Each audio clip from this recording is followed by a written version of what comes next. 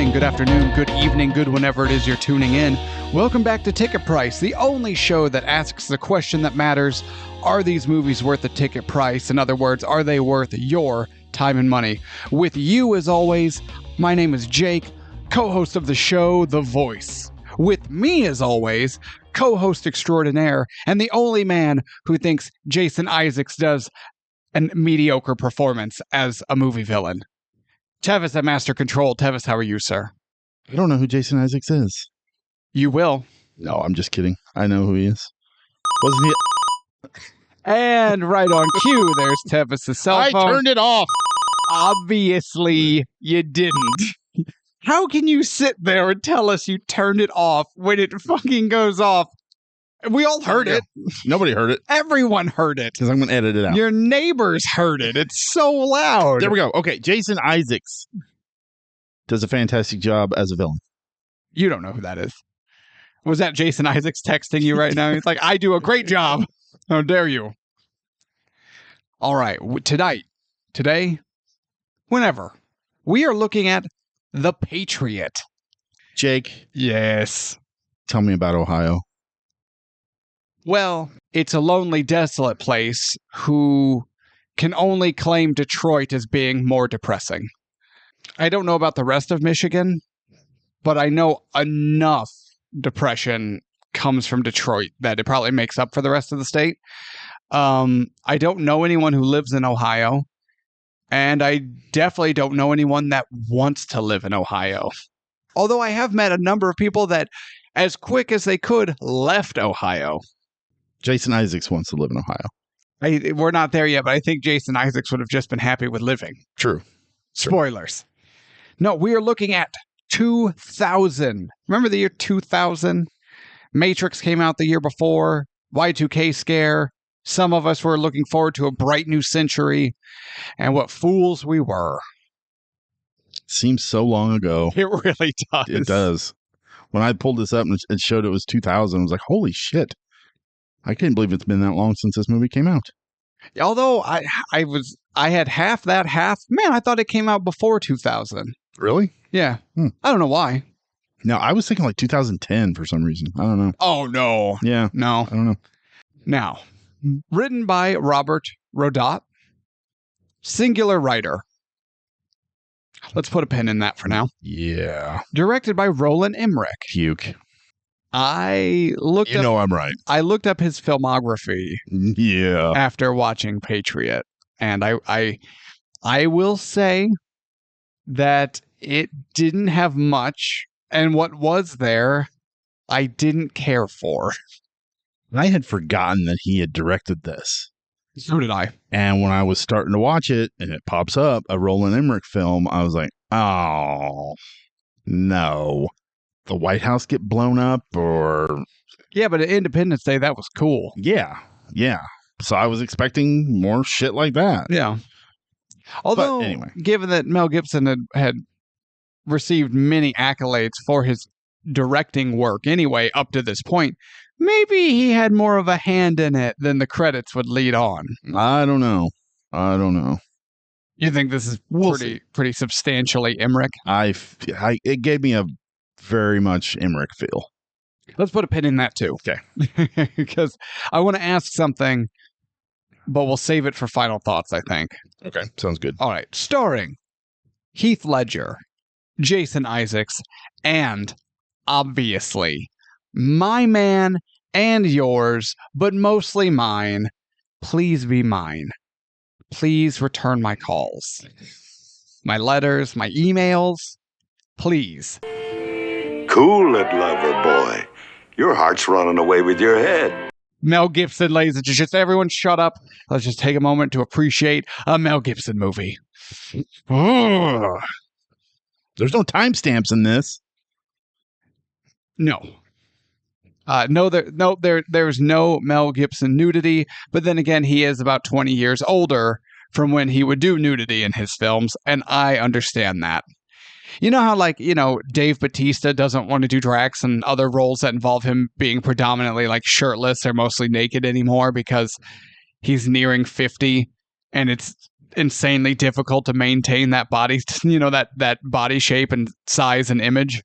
And I get that, and I'm okay, and I respect that decision. At the time of this, 40-whatever-year-old Mel Gibson probably doesn't want to, display the saggy butt. I get that. Gravity. Doesn't want to do like the Walter Matthau. But let's Fucking just Walter appreciate. Matthau did it. Come on, Mel. Step it up, man. Although if Walter Matthau's man boobs had been any saggier, we wouldn't have seen nips. But I see though, at the time this movie came out, 2000, Mel Gibson was he was old enough to know that time and gravity was taking a toll, but young enough to have shame. When Walter Matthau did Grumpy Old Man, he didn't give a shit because he's 1,000 years old. I'm 94 years old. What the hell do I care? That is true too, yes. So no, I'm not going to blame him for that. I am, deeply saddened, but I understand. So before we get into the film, Yes. I watched the extended cut. Okay. What did you watch? I'm not sure. Okay. It's like Lethal Weapon, right? Come to find out in Lethal Weapon, I had just my entire life been watching the extended director's cut and didn't know it. So I'm not going to lie to you. I'm not sure. Okay. I don't recall seeing anything on it about like extended directors, yada, yada. Okay. But I also don't remember anything about theatrical release. So okay. So if I bring up scenes and you're like, when the hell did that happen? You'll know I watched the extended cut.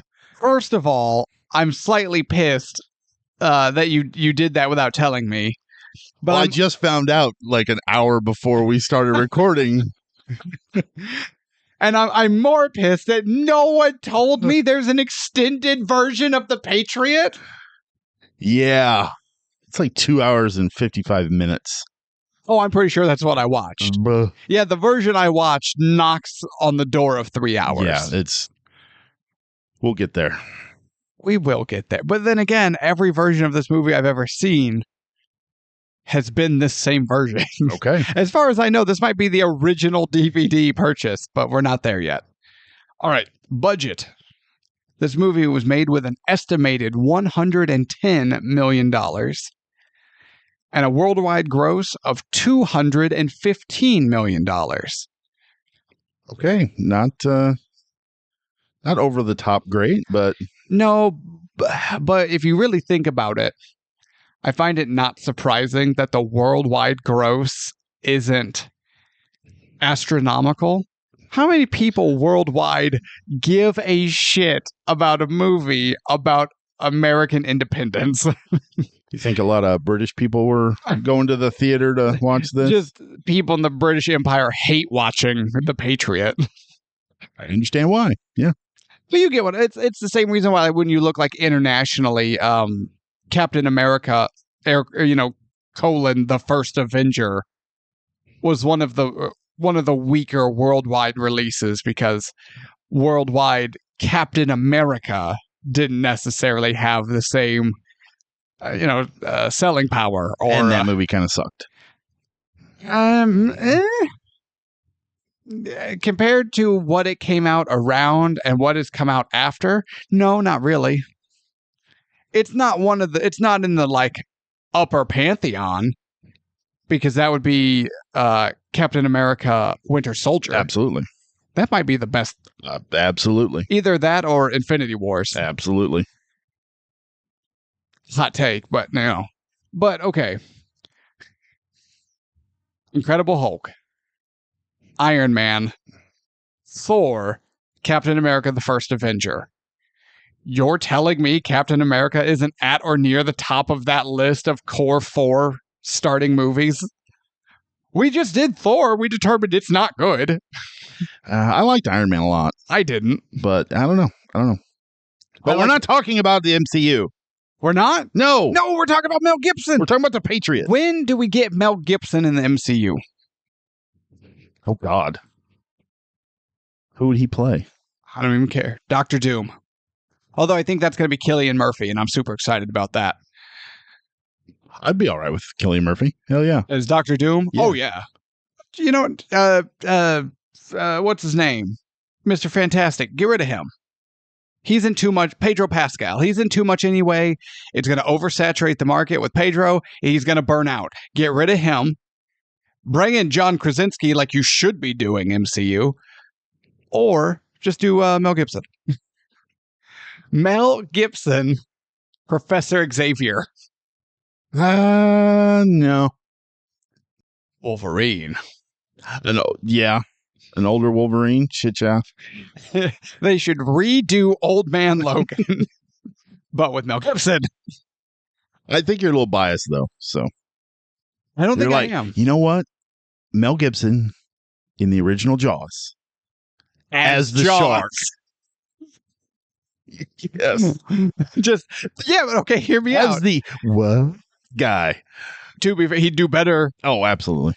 No, okay, think about how much more terrifying it would be if Sheriff Brody's chumming the water and then giant Mel Gibson face comes out, mouth agape, tongue lolling out to the side. Blah. He looks like Michael Jordan dunking. Blah. Just, oh my God.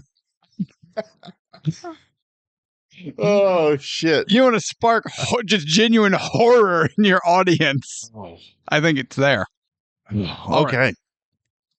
But no, going back to Patriots, or worldwide gross, again, a very America-centric film not doing the best worldwide, I'm not surprised by, and I can't imagine anybody was surprised by. So you think this film is very heavily is in love with America? And Yes. Yeah. We're not there yet, Yeah. but that is probably safe to say. Okay. Although Roland Emmerich is German. I love that. And Mel Gibson is Australian. And so is Heath Ledger. Heath Ledger's Australian? I'm pretty sure. Is he? I'm pretty sure he is. What? Or I guess was he? Was he? Was he? Because, he's not. I could be wrong, but He may be. I've never heard. So we have a German, an Aussie, and a Brit telling the story of American independence. That sounds about right. See, that's all part of the melting pot that America was supposed to be. We got over that idea real quick, though. yeah, he's saying he's Australian. Was Australian. Was Australian, yes. R.I.P. Heath Ledger. Man, What? how when he first came up on screen, We're not there yet. we're talking about Heath Ledger. We're I'm not. gonna get there. Okay. It saddened me a little bit. It was so good to see him. Yeah. And I've watched The Dark Knight, so many freaking times because he's amazing in that Yeah, movie, but that performance and the makeup and the costuming, you're looking at the Joker. You're not looking at Heath Ledger. Oh, absolutely. Does that make sense? Like, yeah. But this, you're like, oh, look, that's Heath Ledger. It's like if you were to go back and watch like A Knight's Tale. Yeah, and even 10 Things I Hate About You. Yeah. Great. I love something that you actually see him. Yeah. Yeah. But it was kind of sad to see him and also kind of great Yeah. at the same time. No, when I turned this on, because we're there apparently, even though we're not, I looked at it, I was like, God damn, he's so young. Yeah. I was like, get this baby off my screen. What is this? All right. Awards. 9 award wins with 23 additional nominations. 3 of those nominations being Oscar nominations for Best Cinematography, Best Music, Original Score, John Williams, you beautiful bastard, doing it again, and Best Sound. I feel like if you have an action movie that has a lot of gunplay and cannons and that sort of thing, I feel like as long as it's done halfway decent, Best Sound comes up. Yeah. As a nomination. Yeah, and it just, I don't know, it didn't really hit me that well. Same way with the music. I was like, how it's okay. Dare you? It was okay. It was fine. It was Shelley Duvall levels of fine. No. John Williams has never been Shelley Duvall levels of fine. Yeah. I'm the one who defends Shelley Duvall and all of her levels of fine. How dare I have you? a feeling we're going to disagree quite a lot on this. I mean, episode. is he Randy Newman? No. Oh, for fuck's sake. But how dare Fucking Just a bug, little bug. you got a friend in me. Sound like that stupid vulture from the Looney Tunes. Which- Hey there, how you doing? Ugh. It's terrible. Everyone right now, you're going to see at the near the bottom of this episode description a link. That link will take you to a number of customized ticket price bingo boards. Oh, no, that was a spot on impression. If you have not already picked one, please go ahead and pick one now. I'll wait. And you're going to want to just go ahead and mark off bad impressions. Oh, no, that was spot on Randy Newman. Okay, then mark it off for the vulture. That was a spot on of the vulture, too. So you're saying they weren't bad impressions, they were just impressions. Yeah. Okay. Randy Newman actually voiced the vulture from the Looney Tunes. Sorry, my wife sent me a text and now I'm very distracted. Something about my birthday and free chocolate chip cookies from a local grocery store, but my birthday definitely isn't for another 6 months. And also, they should know that because I used to work at that grocery store. Not only should they have my information as a customer, they should also have it as a former employee. I know that code. We can just go there right now and get free cookies anytime we want. Wait, everyone shut up. Everyone shut up. It's a standard code? Yeah, it's the same. It never changes. I have to go. We can go to the self-checkout and just do it. Good, we're gonna when we're done recording. Package for you, package for me. We're going to take a break for a moment, so we are going to put a pause on this. have a word from our sponsor. Free stolen cookies. Next is ratings and all that, which we will save. We are at histories. Tevis, good sir, what is your history with 2000's The Patriot? My history with this one is fairly similar to my history with The Last Samurai. I watched it, quickly forgot about it, and I kind of honestly forgot it even existed until we pulled it out of the hat.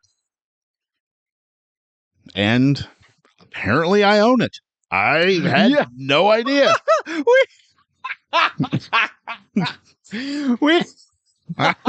Okay. This is making me do a legitimate Sideshow Bob laugh. We have found another movie that was in your collection that you had no idea was the.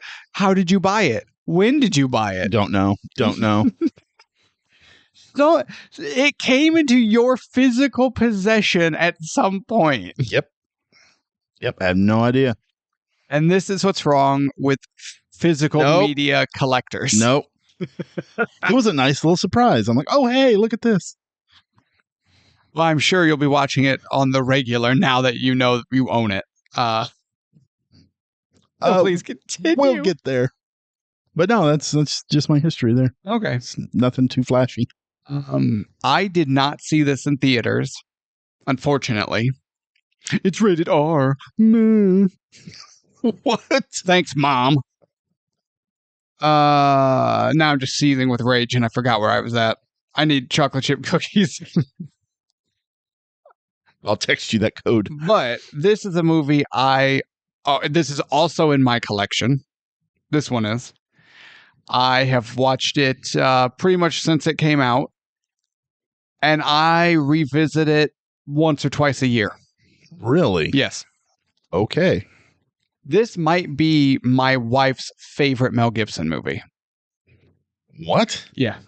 Any particular reason why? We'll get there. Oh, okay. We'll get into it. Normally, this is where I would rattle off a timestamp. Yeah, that's what I was waiting for. Although those are my favorite moments in Mel Gibson movies. If you're watching Lethal Weapon directors, no. But no, so this is one that I do have a fondness for, or at least I did. Every time we pull a movie out of the hat that I like, I get very nervous. Because I'm probably batting a 50-50 on, oh yeah, I love this movie. Oh, that was so good to watch. Or, oh yeah, I love this movie. What the shit? Oh, yeah, absolutely. I bet I'm a solid 50-50 of this movie sucks. Yeah, we've done a number of them that I actually have in my collection, and I'm like, why the fuck do I have this in my collection now? This is becoming my favorite ongoing bit that isn't a bit. Like, this isn't made up. It's not like, what would be a funny ongoing joke? You say you have something, no, that's nothing predetermined. It's just how many genuine times you're like, yeah, we pulled this movie and I was looking up how to rent it. And then I just looked over and I went, I own it? Yeah, or some that I'm like, yeah, I do. I know I have this. I love this. I've watched it multiple times. And then we watch it for the show and we break it down a little bit. And I'm like, this movie kind of sucks. Great. Now I own a movie I'm never going to watch again. Put that up on eBay. Wait. Everyone shut up. Wait. Do people still use eBay? Yeah. For real? Yeah. Oh, I didn't think that was still... Oh, no. I sell a lot of shit on eBay. Well, yeah, but just because you sell a lot of shit on eBay does not mean eBay is as widely used as it may have once been. Oh, I don't know. If I ask Jeeves, is eBay still the number one internet-based swap shop? Yeah, what is he going to tell me? The paperclip will jump up and be like, you need help with eBay? You need assistance? Yeah. You know what? I once Google searched how to grave dig. Specific, the one word, not digging a grave dig. It's different. And he popped up, do you need assistance? And son of a bitch, if he didn't show up with his own shovel, he was wildly why did that guy go away? Why did he go away? I don't know. Bring back Mr. Paperclip. Did he have a name? Flippy? You're just making things up. I don't know. That's why you're just like, Clippy? I don't know. Also, if you have your bingo boards, be sure to get Jake Giggles. And if you may or may not be on the one you're choosing to play, hold on, Tevis. We make references to things the other one doesn't understand. Yep, he's got it. Is it Clippy? Microsoft's animated paperclip assistant from Microsoft Office 97 is officially named Clip-It, but is commonly known as Clippy. Mr. Clip-It. They went really hard on trying to find a name for that guy. Yeah, but hard enough that he has a name and a nickname. That's true. It's not like he's like H.H. Sir, Klippenstein. Esquire. He's the Pope. Or he could just be a bishop, I guess, but, Cardinal. No, His Holiness. He'd be the Pope. H.H., His Holiness. Holiness Clippy. All right. Are you ready to get into this? Let's do it. All right. Long have I feared that my sins would return, and the price is more than I can bear. We give a hard time to opening narration, but I liked this one. It's a banger line delivered by Mel Gibson, who does a good job, and it's not really opening narration. It's not an exposition dump. Here in the city of Asgard, blah, blah, blah, blah, blah, right? It's just a sentence, a quote that will become relevant and mentioned a few more times throughout the movie as a plot line throughout the movie.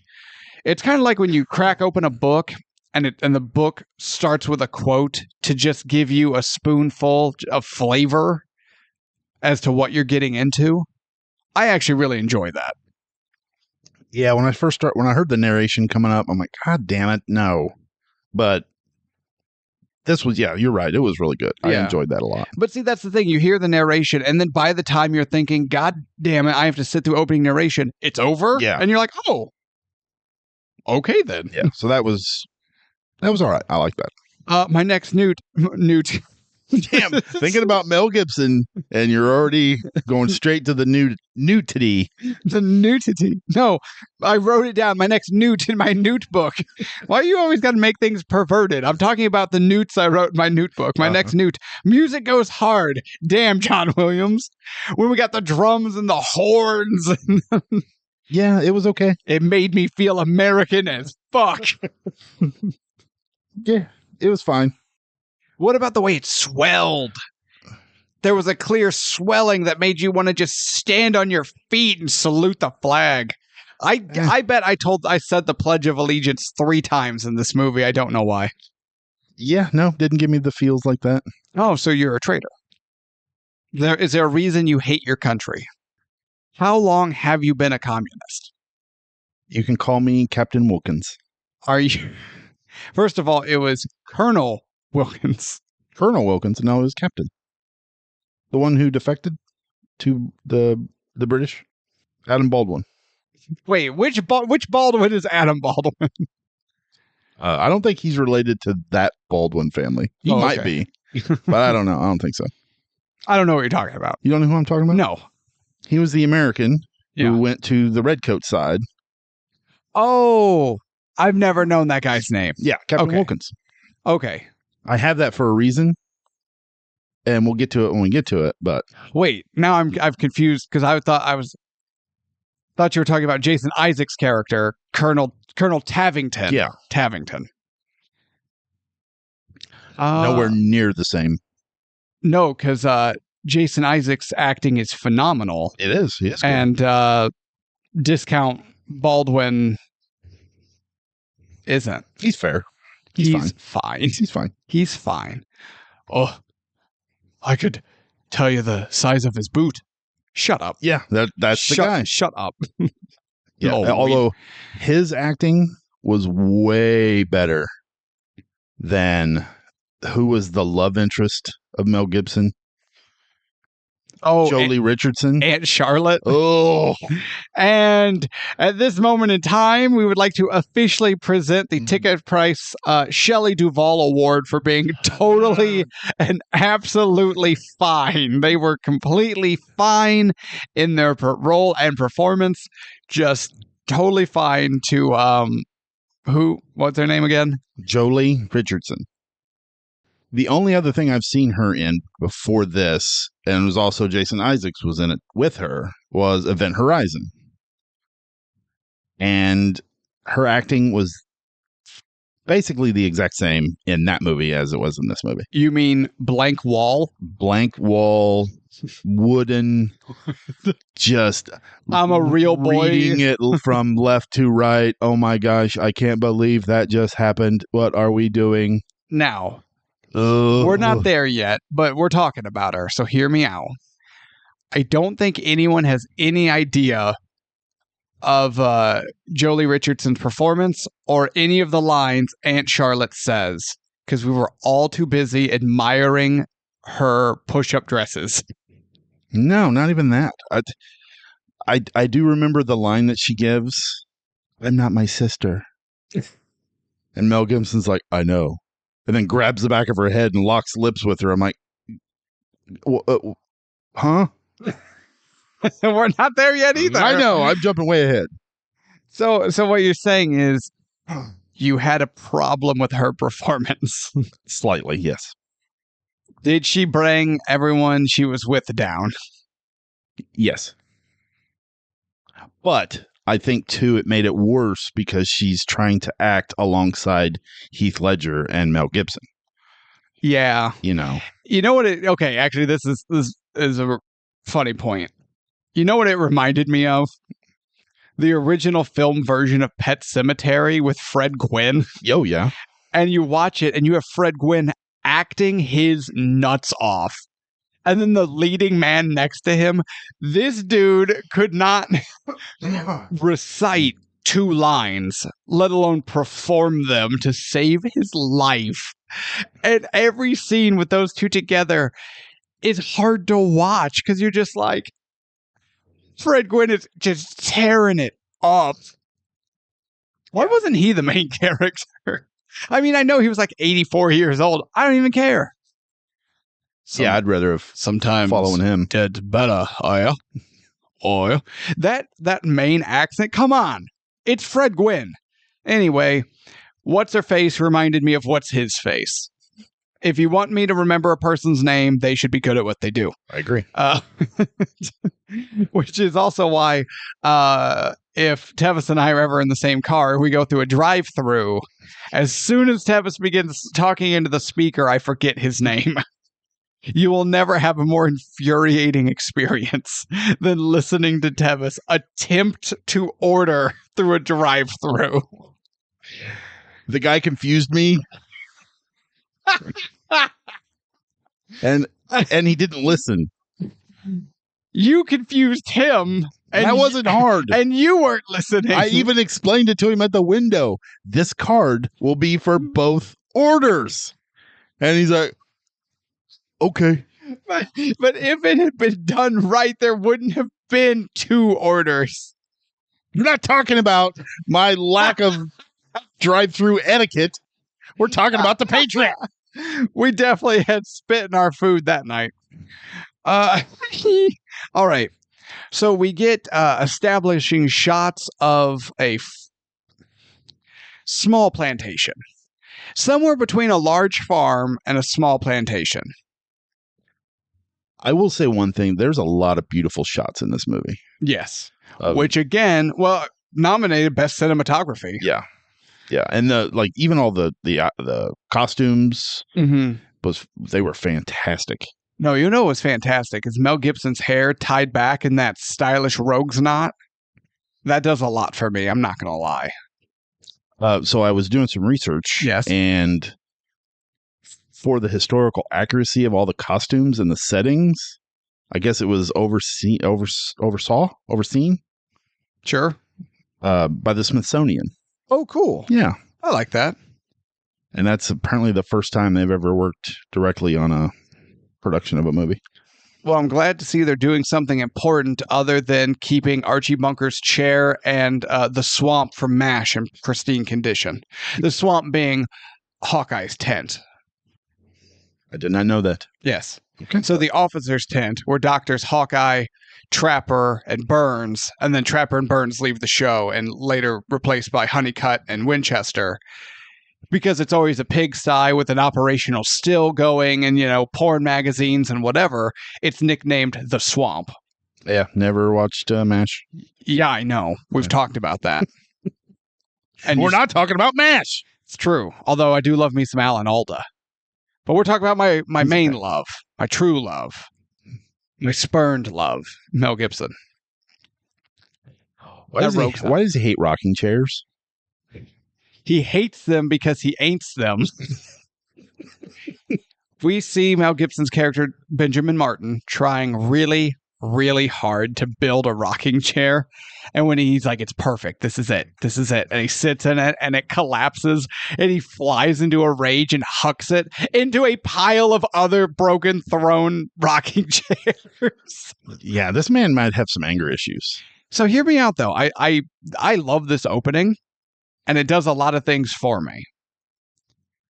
He's like balancing the weight, making sure it's right. 2 of his younger sons come in. Or maybe his 2 youngest sons. Was it Samuel and Nathan, the ones who help him later on? Yes. They come in and they're like, hey, we're finished. He's like, yeah, did you get that south field planted? Nearly half. And, I love the way Mel Gibson just deadpans the line. Man, those swimming breaks really cut into the day, don't they? I told you he'd know. I love that. He's not mad. He's not chastising, but he's like, yeah, I know you're trying to sell me that more than half is good, but we know what's going on here, guy. That's one thing I'll give about the character. He is a very good father, and he cares about his children a lot, but there's some issues, but we'll get there. But that's the thing. So then the chair breaks and we see him throw it. And now we get a brief glimpse through the window of the other side of Benjamin Martin. Absolutely. But he looks at his daughter, Susan, and she's shaking his head like, Dad, come on, you know better. And he stops and he calms down. His anchor to be a better person is his family. Yeah, absolutely.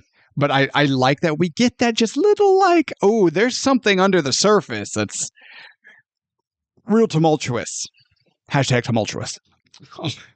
When the post rider comes, so the mail gets delivered. The post rider comes. And I'm going to say this right now because USPS sucks and our local office is atrocious. I bet 1776 Benjamin Martin gets his mail more reliably than I do in 2024. Everyone's super excited about the mail. So they finish the day, chores are done, everyone's winding down. And like Benjamin knows how eager his oldest sons, Gabriel and Thomas, are about the mail. But he just keeps messing with them. Because like Gabriel, played by Heath Ledger, won't let Thomas open the mail. That's father's mail. Father opens the mail. And then when he's done, we get it. So like Thomas is playing with his little army men and Gabriel's pretending to read a book as they're all just, peering down the hall, seeing if Benjamin Martin, seeing if Mel Gibson's reading the mail, and he goes to pick it up, but feels the eyes on him and then doesn't. And they're just like, oh my God. And then he sits down with his own book or something. And then he's like, so what was in the mail? But again, that's another great moment where you see the character's interaction with his family. And it's he's having fun with his older sons because he can, versus having fun but still needing to be like dad to the younger sons. You know what I mean? His older boys are young men. And so that relationship changes. Oh, yeah. Yeah. And you can see it the way he interacts with all of them. So I do think that is a testament to writing and acting. Directing, maybe. But definitely writing and acting. But we learn that in the mail, Benjamin Martin has been requested to be part of a council being convened in Charlestown, as they say it, Charlestown. Do we call it Charleston now? Yeah, I think so. Yeah, but Charlestown. Charlestown. Yeah, and the boys, they're really excited to go. Well, to be fair, that's, they spend their life on the farm, but now they get to go to what would essentially be like the city. So that's cool. I get that. But the committee is meeting to vote on if South Carolina should join the war, the Revolutionary War. I love Benjamin Martin's line. He says, "Why should I trade one tyrant 3,000 miles away for 3,000 tyrants 1 mile away?" Yeah. That's fantastic. An elected legislature can trample a man's rights just as easy as a king. So apparently this was taken almost verbatim from an actual quote by an American loyalist back then. Reverend Mather Biles of Boston. Yeah. That's fun. Yeah, that was kind of cool. That's cool. But yeah, in this, so we learn that the committee is pretty torn. We have crown loyalists and we have colonial loyalists, or people those who are wanting independence. I don't want to call them rebels. That sounds weird. It's not Star Wars. I guess that's what they would be, though. Yeah, essentially. Yeah. But we have those wanting to fight and those saying absolutely not. But when Benjamin stands up and gives his little speech, he clearly states that, do I think that the colonies should be independent and govern themselves? I believe they can and they should. But it's not worth a war.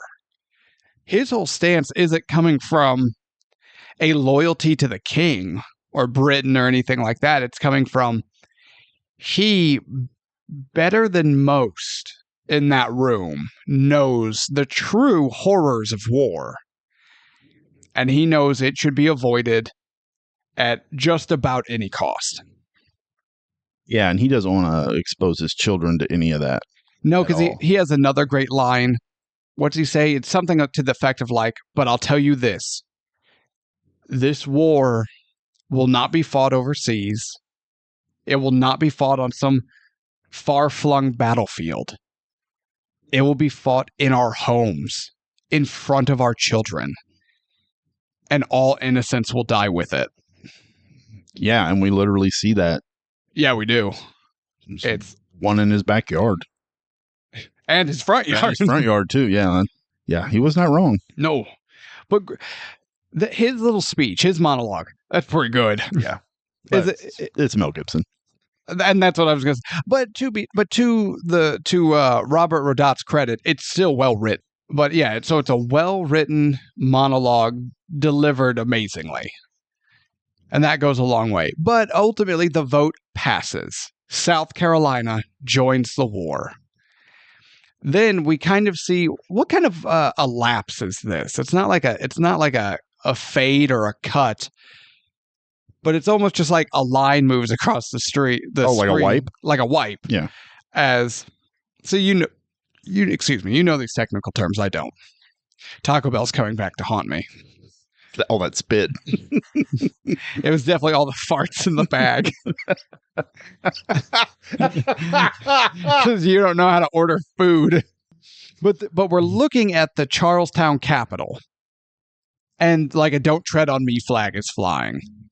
And then it wipes. And now it's later in the year. It's darker. It's cloudier. Big warships are in the harbor. Yeah, it's the exact same shot.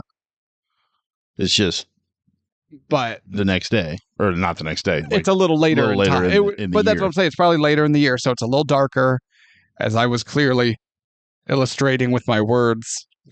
No, you just said it was a little darker. God. But it's like, it's legitimately the exact same shot. But it is darker. But it is darker. And there are warships in the harbor. Yes. And the flag at the top of the building is the British flag, not the "Don't Tread on Me" flag. Yes. It's not the exact same shot. There are minor differences signifying British occupation. It's the exact same angle. I swear to God, say the word "same" one more time.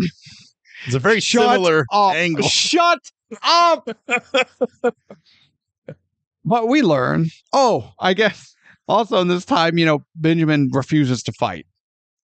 Gabriel, the oldest, goes against his father's wishes and joins the Continental Regulars. Yeah, he's not real happy. Benjamin's not real happy about that. Well, you have a man who's anti-war having his oldest son go out on his own and join the war. Would that make any parent happy? No, not really. Yeah. Even if you weren't necessarily anti-war, I don't know any parent that's like 100% thrilled or ecstatic when their child goes to war. You may be supportive, but that doesn't mean happy. Those are different things. Now, we're back to Mel Gibson's house. I'm not allowed within 500 yards. No, I'm sorry. We're back at Benjamin Martin's house. That's what I'm talking about. You can go near that one. Yes. Okay. No, I can't. There was an incident. And they're sitting on their porch just enjoying a pleasant evening when all of a sudden they can hear cannons in the distance. And it is kind of spooky. So to sit and to know that this is a movie that's taking place in America, you have an American family, almost Norman Rockwell-esque, sitting on their porch. Mel Gibson's just watching his children and enjoying the evening. One of the older girls is teaching her younger brother how to read. And, Susan's playing with her doll. And it's just quintessential family stuff. Very Norman Rockwell. And then there's just cannons going off. And that gets everyone's attention. And they're like, what is that? But Benjamin Martin knows. He's like, those are 6-pounders. And a bunch of them. And they're like, are they coming? No, they're way off. Yeah, and he even says, I think they're going the other direction. And they're probably going the other way. There's nothing. But everyone stay in house tonight. Yeah, everybody get in the house. Everyone stay inside tonight. For absolutely no reason whatsoever. But no, really think about that, though. Because I feel like it's easy, again, as Americans, to transplant ourselves into these characters. Imagine a lovely evening and you're sitting on your porch or you've got the windows open as you're, in your living room.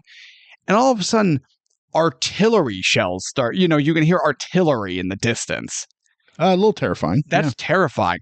We have no idea what that would be like. Yeah. Or see an army just march right in front of your front door. Or let's be honest, even government armed military troop. So one of the kids, Nathan, Who grabs the guns? Well, he's sitting at the table. Oh, yeah. And he's talking about the soldiers out there. Yeah. He says, well, we will have to fight them off. They'll probably kill us men, but do God knows what to you women. Yeah. What in the hell, kid? So much for all that talk of innocence. My God. He heard cannons one time and went, rape. Yeah, no shit. Like, chill out a little bit there, son. So that's when the housemaid is like, Nathan, chastises him. So then he just turns and grins at his brother, and they're both just giggling like, ooh, he said something saucy. Yeah, no, he's a little psychopath. Well, you know what? Hold on to that thought. I know exactly where you're going. Please hold on to that thought. I know exactly where you're going. We're not there yet. But they're now inside having their evening when all of a sudden a man comes through their front door. Yeesh. Yeah, he's wounded too.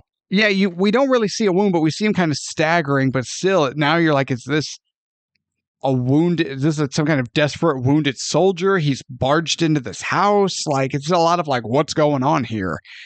When Benjamin Martin, pistol in hand from behind, cocks the hammer back and he's like, slowly turn. He's prepared to kill this guy, right? Absolutely. Like, he's just like, yep, I've got hogs to feed. Turns around, it's Gabriel. Yeah, and he's a little banged up. But they get him stitched up. But Gabriel makes mention that he has orders that he's trying to get. He has to deliver to another regiment, and that the battle did not go their way. Yeah, because this is when we see it across the front yard. But he makes an important observation here it's important to hold on to. The Virginia regulars, they surrendered, and the dragoons rode in on them and just killed them all. That's important. Very important. Because we learn, obviously, that was Tabington, right? Oh, yeah. Like, there's no one else in this movie that could have possibly been. Yeah, I agree. But we haven't met him. Not yet.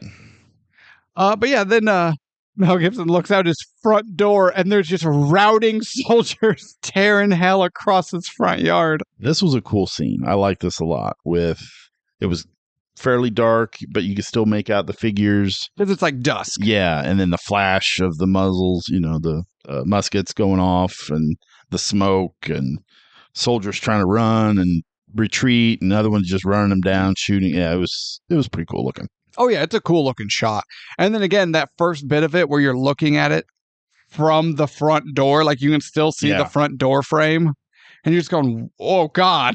Yeah, that was really cool as well. That was a nice touch to really drive the nail in of just how close to home this is. Like, it's one thing to be like, oh yeah, it's in his yard. Yeah, because I think the camera actually like follows him from inside out to outside, through the door out to the porch, and yeah, that was a really nice touch. So next morning, Benjamin Martin and his family are tending to all wounded. Uniform color does not matter. They have rounded up all the wounded they can. They're providing bandages, water, food. They're doing their best to take care of everyone they can. But they're trying to help. And then that British lieutenant comes over and thanks him for all the work he's done in aiding His Majesty's soldiers. Then the horses come. And it would be a dragoon unit, which, for those who don't know, are basically the pistol and saber soldiers on horseback. They're the cavalry, the mounted units, the dragoons. And they come parading in almost, led by Colonel Tabington. Such a wonderful gentleman. He's a lovely man. But no, Jason Isaacs is fantastic. Jason Isaacs is fantastic. He really, and I've seen him in a few different things, and he always kills it. It really doesn't matter what he's doing. He is an underrated actor. Was he the best of the film? No, because Mel Gibson was in this movie. Well, you're wrong. And no, I don't think I am. Jason Isaacs was the best part of this film. No. Now, I'll go as far as to say every time the screen is just Mel Gibson and Jason Isaacs, blows everything else out of the water. Not even close. Okay. Carry on. I would give your argument more credence if Jason Isaacs had more to do with the role. Yeah, but what he has, he delivers really good. Oh, nobody's arguing that. Yeah. And anyway. You're wrong, but okay. Move along. I don't know if I can now. You've drug my man Mel Gibson's name through the muck. And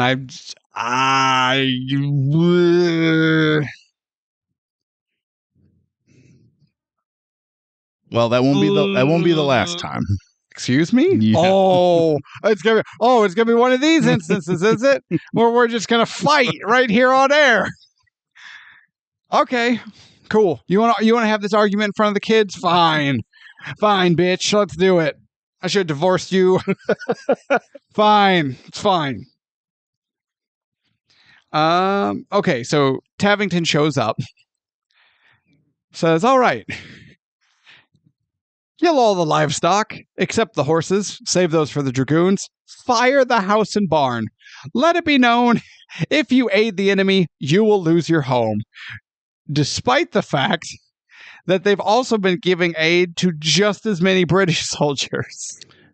Yeah, I think he would have preferred just the British soldiers. That's just the feeling I got. He does give off that feeling, yeah. Yes, that he would have preferred just redcoats on that porch.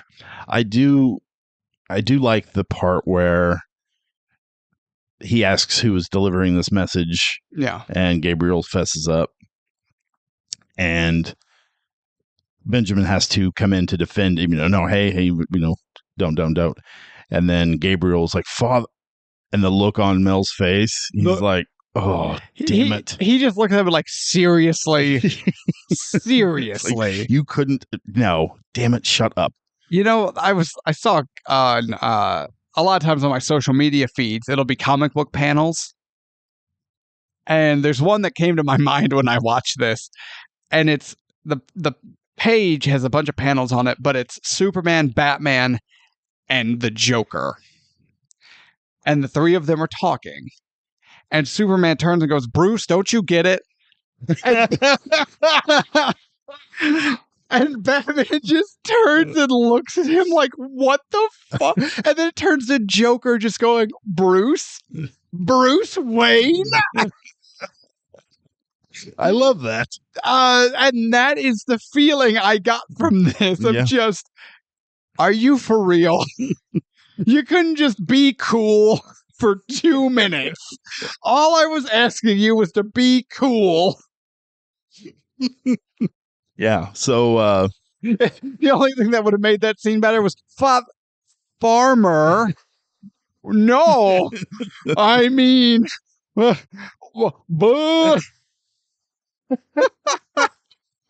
have made it better. Missed opportunity. So yeah, then they take Gabriel prisoner. They're going to hang him. They're going to hang him espionage as a spy. And then Thomas. Dumbass. Oh. Reckless. Stupid boy. So Mel Gibson tries to argue with Jason Isaacs, you can't hang him as a spy. He's a uniformed dispatch rider carrying a marked case. He's a messenger. He's not a spy. You can't hang him for being a spy. But under the rules of war, he's trying to debate Colonel Tavington with logic and reason and the rules of civilized warfare. To which Colonel Tavington just draws his pistol and points it at Benjamin Martin's face. And he says, the rules of war. Would you like a lesson in the rules of war? Or maybe your children. And he points his gun at a bunch of kids. Rules of war. Would you like a lesson, sir, in the rules of war? Or perhaps your children will. Yeah, he didn't care about the rules of war. No, he doesn't. I got that feeling. He also has all the wounded American soldiers executed. Yes, he does. On the spot. Yeah, I think he's all right with doing a little war crime. He doesn't. That phrase is meaningless to him. It's all about victory. Yes. He even says the end justifies the means. This will be forgotten. Now, when he says that, we'll get to that later, because whole brother when he says that line, but it paints a nice, quaint picture of his mentality about all this. And they take Gabriel, to which Thomas, the second oldest son, he's like, Dad, you have to do something. He's like, and Benjamin tells him, be quiet. Just because you could tell Benjamin Martin is thinking. Yeah, he's trying to figure something out. He's not going to let this slide. But Thomas, see, I think the kids know that their dad fought in the French and Indian War. And they know that he is a hero at the Battle of Fort Wilderness. Yes. They don't know what happened. They don't know why he's a hero. They don't know why random strangers buy their dad drinks at restaurants or bars or taverns, wherever. They don't know anything about it. But they know something happened. But now they know their dad now. And they know his stance with being anti-war. And they overheard his comments in the committee. And Gabriel says it basically outright. Thomas never gets the opportunity, but I think Gabriel and Thomas both view their dad as a coward. Oh, probably, yeah. I think Thomas goes into action because I think I believe he is seeing his dad in the moment of Gabriel being arrested as afraid, not processing. I agree with that. So Thomas decides to take it into his own hands by sprinting off the porch, doing a pretty sweet rising knee lift to one of the soldiers while yelling, Gabriel, run. Gabriel does not run. Gabriel's going, what the hell's going on? Like everyone else was, except Colonel Tavington, who immediately, because he already has that pistol in reach, we'll say, he draws, points, and fires while Mel Gibson runs screaming, no, wait, please. And Thomas gets one through the midsection. Yeah, he does. Maybe I'm wrong. I'm not a ballistics expert. I'm not a firearms expert. I don't know anything about anything. Do I know how to handle a weapon? Several types, yes, but I don't have a license. I'm not a conceal and carry person. I don't go to ranges because it's a hobby. You know what I mean? I don't know anything about anything. But I feel like these 17 and 1800s weapons, as far as guns, were way more brutal than like modern. Modern weaponry gets their brutality from how many shots per minute, or depending on what it is per second. But just looking at the devastation of a bullet per shot. Yeah, that I can't answer. I'm the same as you. I don't know jack about jack. Exactly. Yeah. But it just seems like, okay, he got shot. Oh, there's like a golf ball or bigger size hole of an exit wound. He's done. Yeah. Immediately. Yeah. He would have been done if he got shot in the hospital. Like on the operating table. Okay. Yeah. Is everyone ready to do this surgery? Let's do. Okay. You may fire. Like if they were doing a test to see how quickly they could surgically repair one of these bullet wounds, it wouldn't have mattered. Nope. Tally ho, lads. Yes. Thomas dies in Benjamin's arms. He watches his second son die, holds him while his second son dies, and his home burns around him. I believe he at this moment turns a page. Slightly, yes. He went from calm, cool, collected father farmer to John Wick. He went from Bruce Banner to the Hulk, and not smart, intelligent Hulk either, which is the worst Hulk, by the way. Yeah, absolutely. No, he went to Rage Monster Hulk. Yes. World War Hulk. There's something we need to point out, though, so no one can say I'm not speaking fairly about this movie. I'm kind of surprised you didn't bring it up. Dragoons ride in. They're laying ownership on everything that's there, right? There are a number of farmhands. They are African American. He looks at them and says, any slaves who agree to fight for His Majesty will be granted full freedom at the end of the war. To which the young man he's speaking to looks up and says, but sir, we're not slaves. We're free men. We work this land willingly. Bullshit! That's funny because I was just about to bring that up. But yeah, there is no fucking way. 1776 farm/plantation owner Benjamin Martin, resident of South Carolina, does not have free men working his fields. No way. There is a 0.00% chance of that happening. It's a huge elephant in the room. People know my love of Mel Gibson, so they probably thought I was going to just ignore this. You know how we joke sometimes, like, oh, within this movie, the main character is using a revolver that was made in 1865, but the movie takes place in 1863, so this gun didn't exist. That stuff we like to laugh at because those people are irritating. This is not that. This is not that. This is not that. This movie did get just raked through the coals for its historical inaccuracies. I do remember that. And a lot of it, I don't really care so much about, that particular officer wouldn't wear that color, or that uniform at that period in time did not have 6 buttons. Yeah, exactly. Or even the British, they didn't do this particular act at this location. I'm like, okay, it's just a film. It's a movie. It's not a biography. It's not a biography. If you want to know more about that shit and you want to learn about that shit, watch a documentary. But that's when I would say, if this was the year 2000, check out the History Channel, in which you would be able to watch a number of fantastic documentaries and biographies about the places, people, and events during this time period. I can't say that anymore, because if you go there, it'll just be Giorgio telling you aliens built the pyramids. How did that become the History Channel? Yeah. Moment of silence for the History Channel. R.I.P. History Channel. Well, remember A&E? It used to be Arts and Entertainment.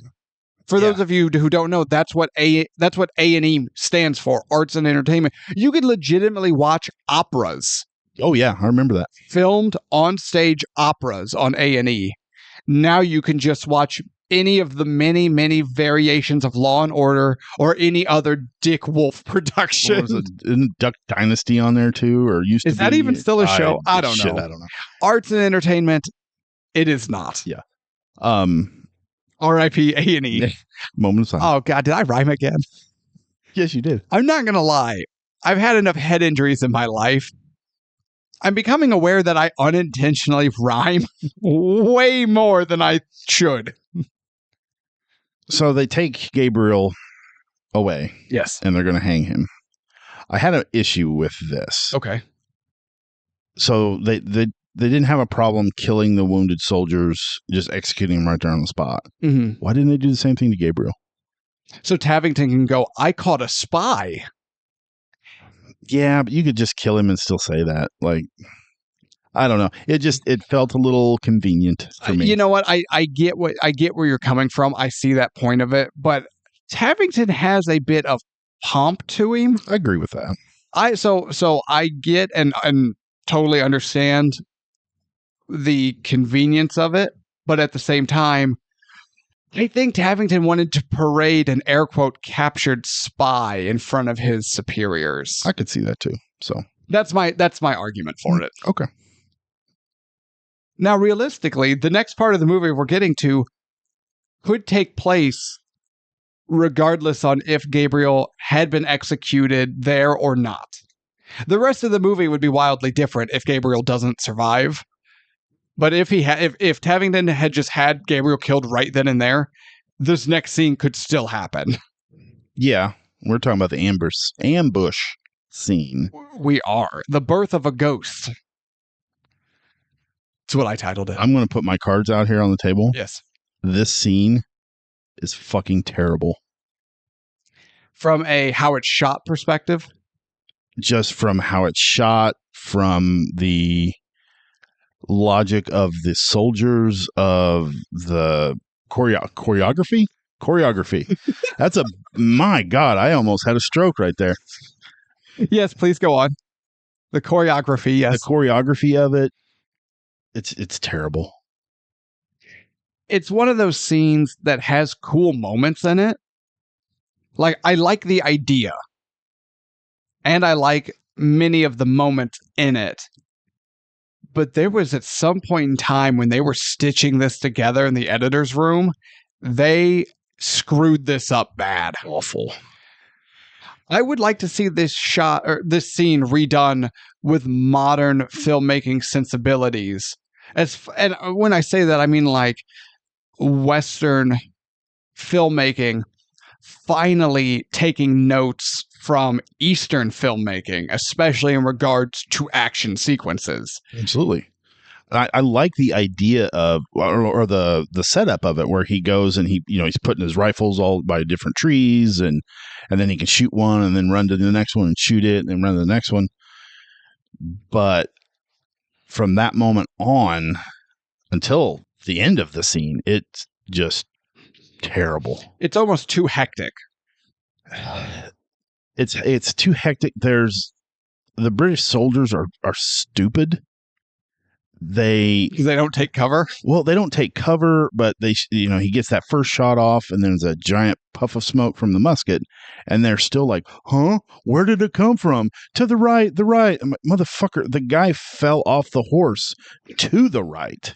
Yeah, it didn't come from the right, but you don't see the big clouds of smoke. Yeah, but as they're looking at that, there was the second and third clouds of smoke from the boys. Yeah, and that also bothered me because the boys get off accurate shots every time. Yeah. Yeah, but they're like country boys. Yeah, but they've never shot a man before. That's true. So, aim small, miss small. Yeah, and I like that. Now, does it help that Samuel only fires once? Nathan, the little psycho, does all the shooting from that point on. You're telling me Nathan didn't relish the opportunity to kill a man? I give you that, yeah. But I would have liked to have seen maybe Michael Myers one of the soldiers have his sights set on Benjamin, and then Nathan shoots and maybe distracts him because he grazes the wagon or something, but just something to break up the accuracy so much. But it doesn't help either that these soldiers are so clumsy looking and stupid. There's a few that shoot from the hip. Yeah, you can't fire a musket and from get the hip. Blasted with the smoke and the fire. And there's a time where Benjamin shoots 4 or 5 shots from the guns, killing every time. Yeah. Now I'm fine with him being. No, I'm fine with that. Okay. But the last shot that he shoots and kills a soldier, this soldier is sitting on the wagon holding the fucking reins. Yeah. And falls over. I'm like, what are you doing? You've seen like 6 guys go down and you're still sitting there like, are we ready to go yet? And again, these are muskets. These things take like a minute to load. Yeah. Now, granted, Benjamin could probably load them in like 30 seconds, but still, these shots are not happening quickly. No. And then Benjamin does away with the guns, and he comes running down the hill in like a boxing pose with the hatchet and the knife. That's accurate. Yeah, but then the soldiers who have bayonets try to use them like baseball bats. Well, no, there's a few stab attempts that he blocks. He hooks it with the tomahawk. Again, the choreography is lame. Yeah. It's weak. It looks fake as shit. I think if they would have done like quick cuts. This scene does not need any more quick cuts. It's something to break up the obvious terrible choreography. There's even... He ends up killing almost all the soldiers. He turns around and Gabriel's being held hostage. Yeah, a British soldier has a knife to Gabriel's neck and is using his body as a shield. Yes. And then 2 other soldiers come around the wagon with their rifles. And one of them is like holding the bayonet on the end of the gun. But then he quickly gets disarmed and killed. And then the other one gets quickly disarmed. But then Benjamin shoots him with his own rifle. So it was loaded. But why didn't you just shoot it? What are you doing charging him? It just, there were so many things about it that made no fucking sense. Like the Mighty Morphin Power Rangers, the enemies have to come at the character one at a time. So would you say this action sequence is very much a product of its time? No, I think it's worse than that. It's almost like Roland Emmerich does more blowing up landmarks than he does filming fight scenes. He blows up one landmark. No, it's just it's the director. It's the director, and it's terrible. And then like Benjamin like hatchets somebody and then does a cool little spin move. And like, come on. No, see, that still worked for me. No, not me. I think Mel Gibson gives a great performance during this scene, whether you like what he has to work with or not. Oh no, Mel Gibson does a great job throughout this film. Thank you. And when I said I had more to come about him, I was totally joking with you. But this whole scene, and then the brutal killing of that one soldier that he throws the hatchet in his back as he's trying to run away, and then that's the money shot. That's brutal, right? Which is why it needs to be there. Now we can dissect and change and refilm this whole scene. Benjamin Martin throwing the tomahawk into the back of the soldier trying to run away, and then going full monster brutality and just massacring this poor kid. And he's screaming and he's just chopping with that tomahawk. And you can see the blood and sinew on the blade coming off the blade and is just showering Benjamin Martin to the point when he's done, he's covered in blood that's definitely not his, while he's basically screaming and crying at the loss of Thomas. Yeah. That in front of his other kids. In front of his but that's not they in his mind at that moment, they weren't there. That's true. He was back holding his dying son. So I mean, come on. All right. So Martin, still just drenched in blood, leads his family to Aunt Charlotte's house. And I like how her first reaction isn't, what the fuck is wrong with you? Because again, he looks like a psychopath. We talking about Benjamin or Nathan? Both. Well, Benjamin outwardly, Nathan just in his eyes. Yeah. When Benjamin is getting the boys to bed.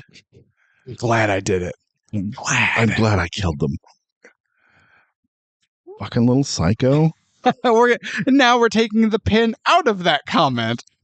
What is wrong with Nathan? So they take Gabriel. Benjamin's in full panic mode. He runs into the house, gets all of his war gear and his guns, comes out and gets his surviving two sons, the two youngest, Nathan and Samuel, who previously were taking swimming breaks instead of getting the field planted. Yeah, now, boys, we're going to commit murder. But it's not murder because it's the heat of battle. It's heroic. What Benjamin Martin does with the tomahawk was a heat of passion, and that was a murder. Now, Samuel basically clams up. Like, he retreats inwardly at the horror at what he had to do, what his brother had to do, and what their dad definitely did. Nathan does not have such feelings. Glad I did it. Glad. He enjoys the taste of blood. I am concerned that he has acquired a taste and he won't be able to stop. I kind of wish the movie would have done something with that a little bit. But it's that's not part of the story, though. I know, but it's just kind of, well, even his response to it is, good night. Yeah. I'm like, oh, okay. Well, he's probably going, oh, God. Maybe in his mind, he was like, we should talk about that in the morning.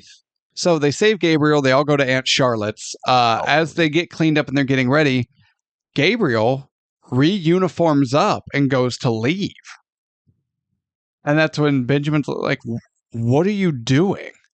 I'm sorry, Father. I have to get back to my unit. I'll find you when this is over. No, you're not allowed to go. I forbid you to go. I'm not a child. You're my child. That's hot fire. That was good. Yeah. It was well written. And then just the acting between Mel Gibson and Heath Ledger. Those two were good together. Come on. Those two are really good together. So we go from poor action sequence to what this movie does best. Dialogue between two strong actors and then just letting them do their thing. I'd agree.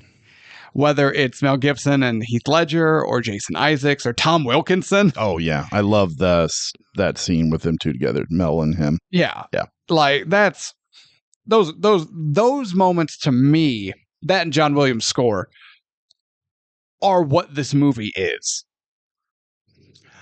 So Gabriel goes to leave, goes into this abandoned house.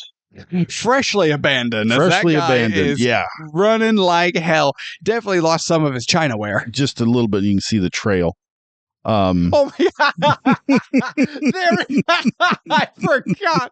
I remember the whole chest falls over at one point. Yeah. But there is a trail of fallen like silverware.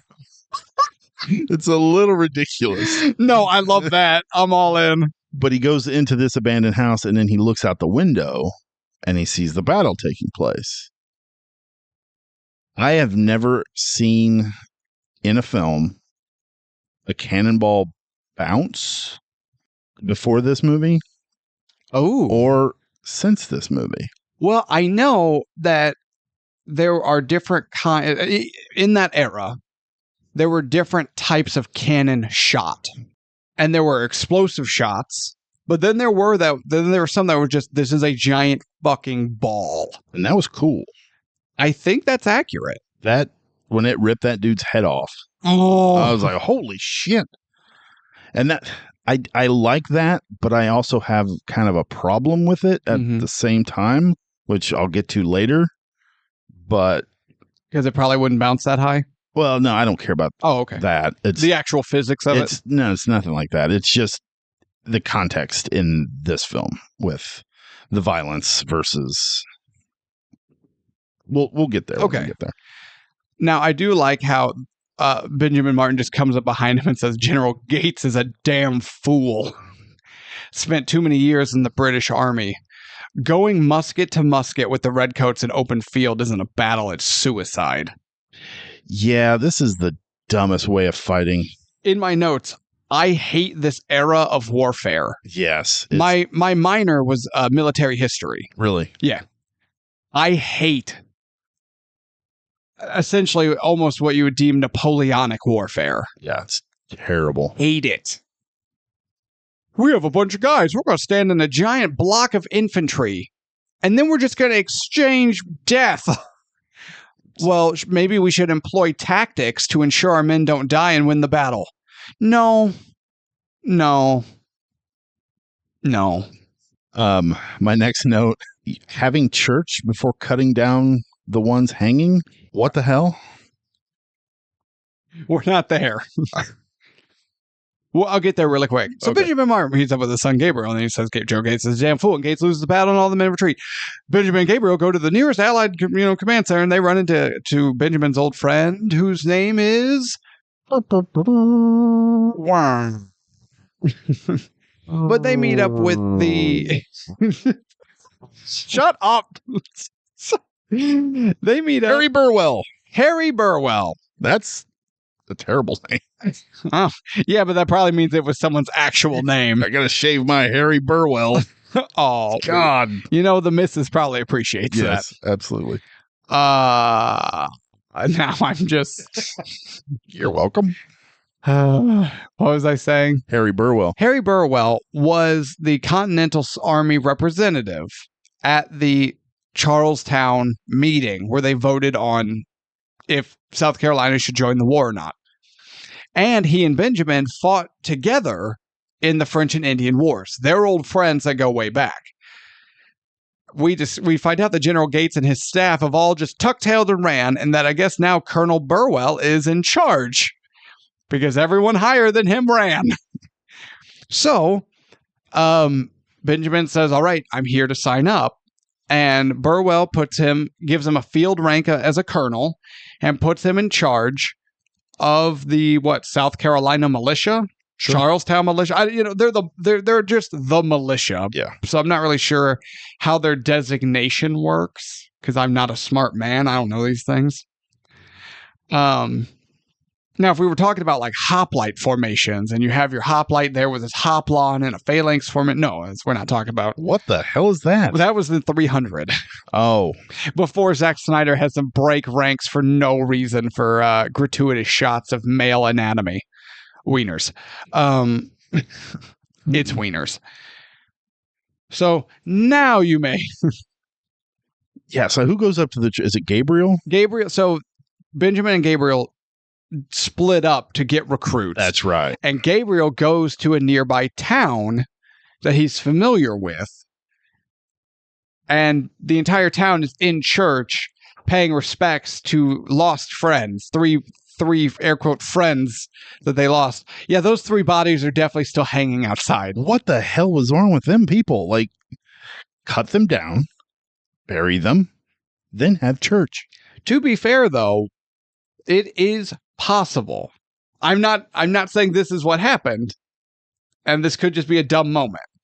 I'm just saying it is technically possible that they were threatened under penalty of death to let those bodies hang for a certain amount of time as warning. That is very common. Going back to ancient times, that is common. Should have been explained. Probably. Yes. Otherwise, it does just seem like... It just makes you look like an asshole. Hey, guys, why you pray for their souls? Why don't you... If you're not going to at least bury their bodies, just cut them down from the tree. Yeah, somebody give me the scissors. Please. No, they should just do the quick and the dead and just take turns trying to shoot at the rope.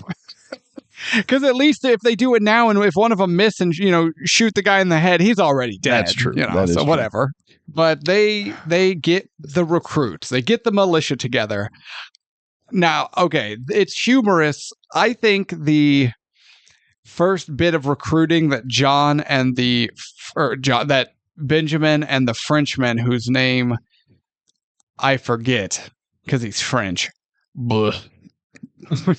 Okay. Villeneuve. Yeah. Villeneuve. I'm not French. So. I don't. Blah.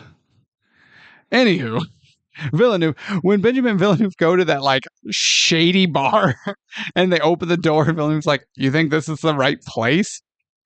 So Benjamin looks around, just yells, "God save King George," and everyone gets up and starts drawing weapons. And then they bolt for the door, and all the people throw food and shit at him, including not Chris Farley, even though that guy has more than a passing resemblance to Chris Farley. It seemed very cartoonish to me. Yes. I'm fine with that scene, and I always have been, until the overly cartoony sound effect of the throwing knife as it sticks in the door. That's what takes it too far for me.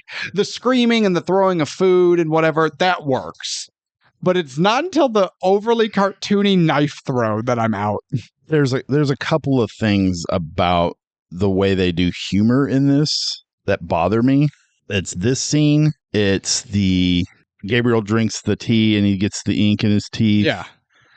And then the father of her with the hearing thing, Yeah. you know, and he holds it up to his ear, and I'm like, God damn, I'm here to call on whatever her name was. Yeah. Of Man. course you can call yourself a man. My God damn, shut up. No, see, I totally, especially now as a father of daughters, I appreciate that. He's got to bust the boy's chops. And then the scene where the militia blow up the ship. Yeah. That, terrible.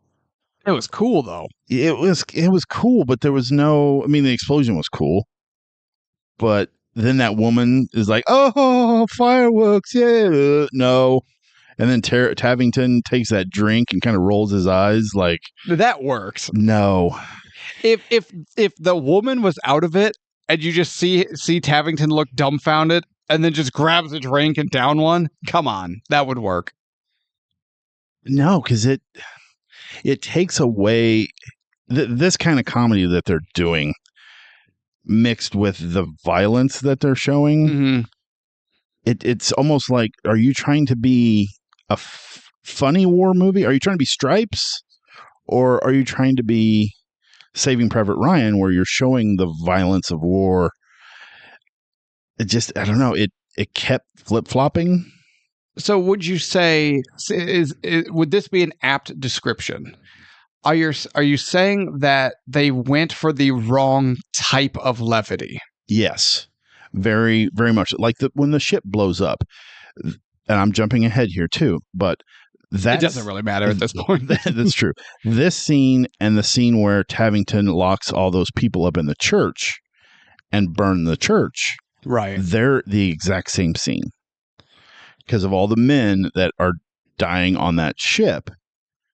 It's just kind of played for laughs because they were British. I get that, but it should have been more of a serious moment to show the violence of war, and it wouldn't have, because that the way they kind of play it off for laughs, it kind of took away the rest of the death in the movie for me as being anything impactful. And the way he rolls his eyes, it's almost like I was waiting for Hogan's Heroes music to come rolling over the top. I'm like, Hogan! I'm like, no. Hot Hogan's Heroes reference. Thank the you. 4 people that'll get that. Thank you. Because there should have been, like screaming and the bodies falling over the edge of the boat, and it should have been a horrific moment for the British. Right. Similar to what we got in the church.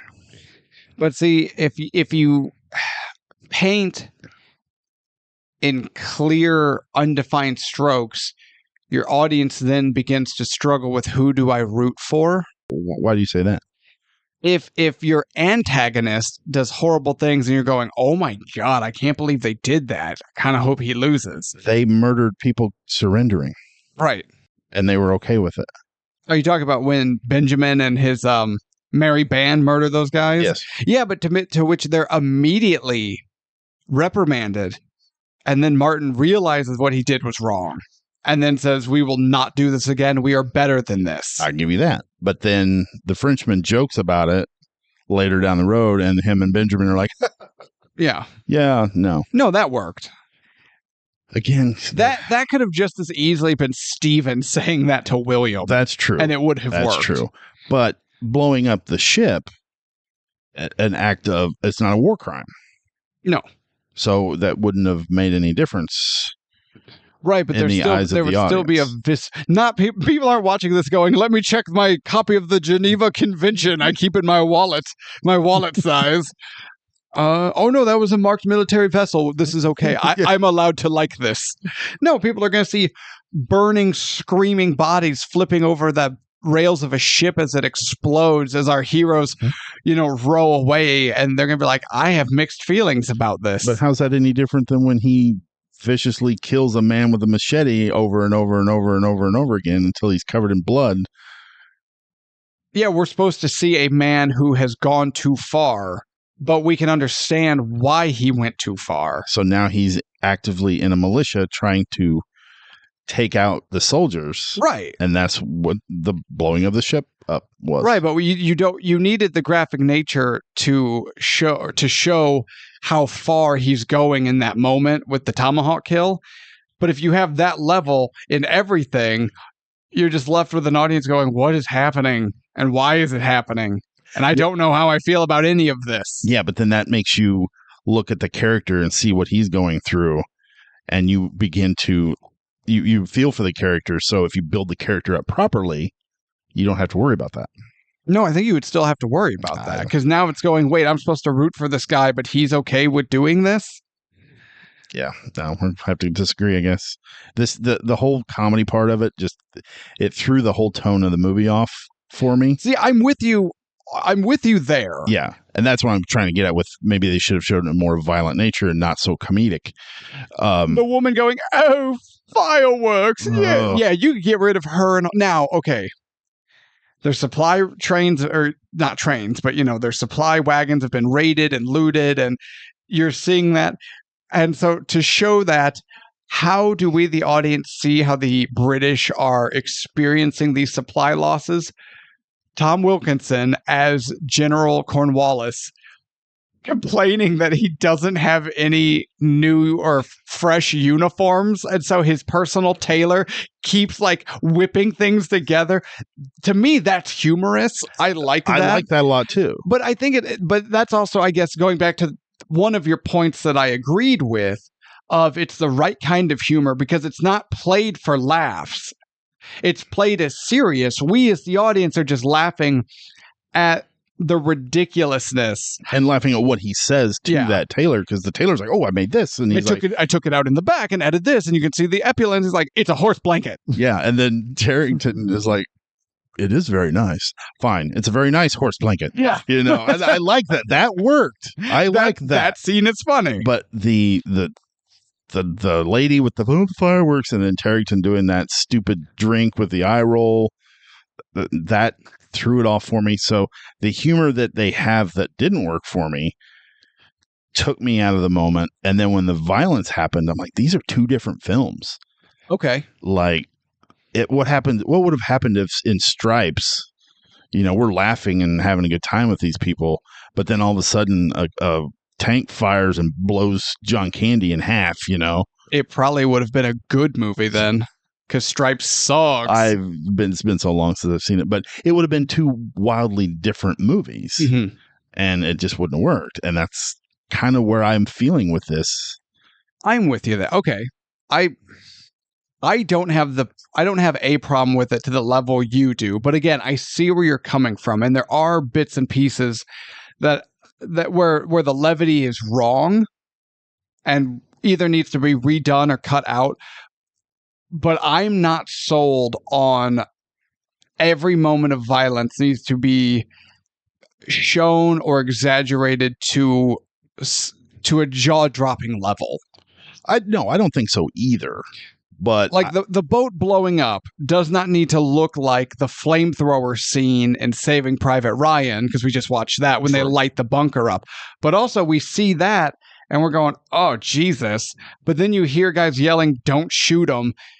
And now we're going, I see where they're coming from, but as a person who isn't there, I'm still torn how I feel about this. Oh, I wasn't. F them Germans. Yeah. They were probably Czech. Yeah, probably. Did you wash for supper? God, they were probably Polish or something.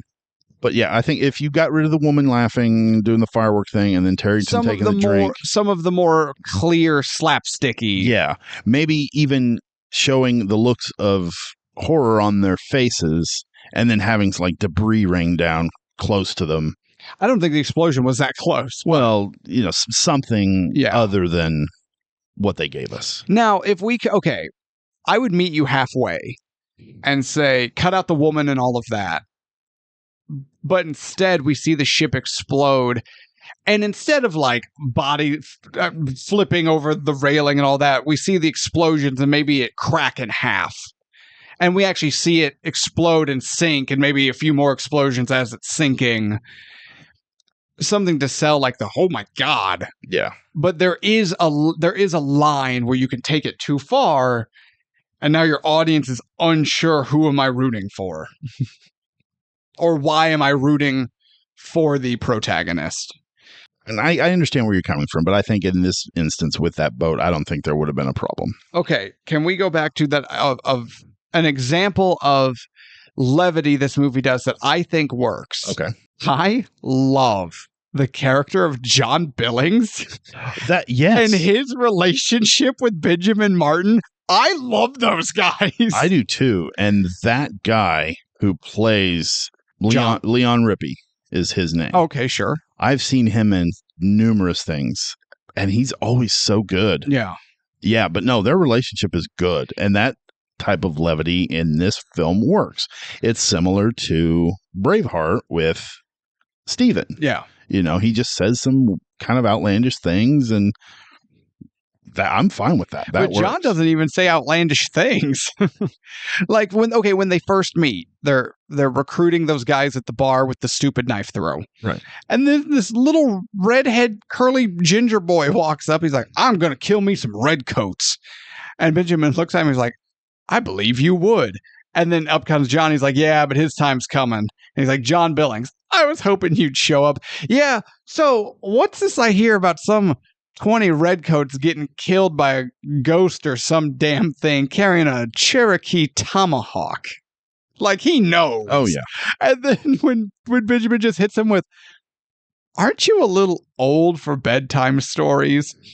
And Billings laughs. I love this dude's laugh. Yes. It's fantastic. Yeah.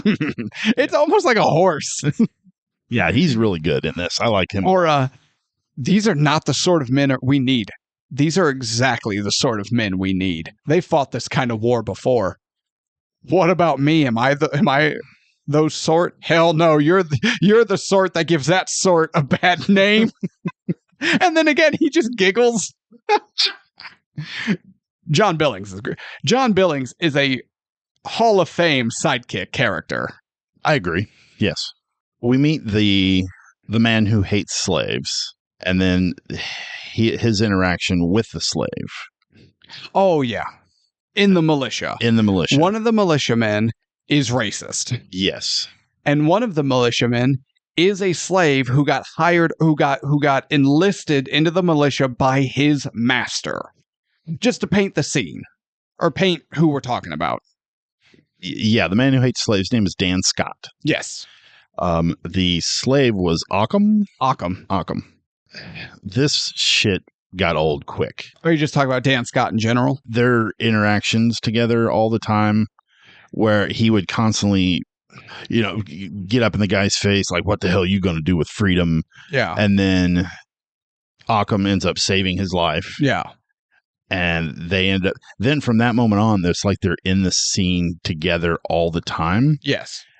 And then Dan has to tell him, oh, it's an honor to stand next to you. And it's like from that point on, we always see those two together. I'm like, okay, I get it.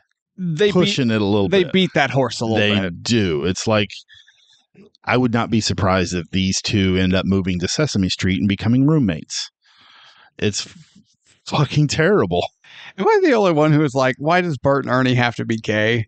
And this isn't an anti-gay statement. It's a they're just roommates. No, they're not. They're roommates. No. Yeah. Yeah. In a relationship together.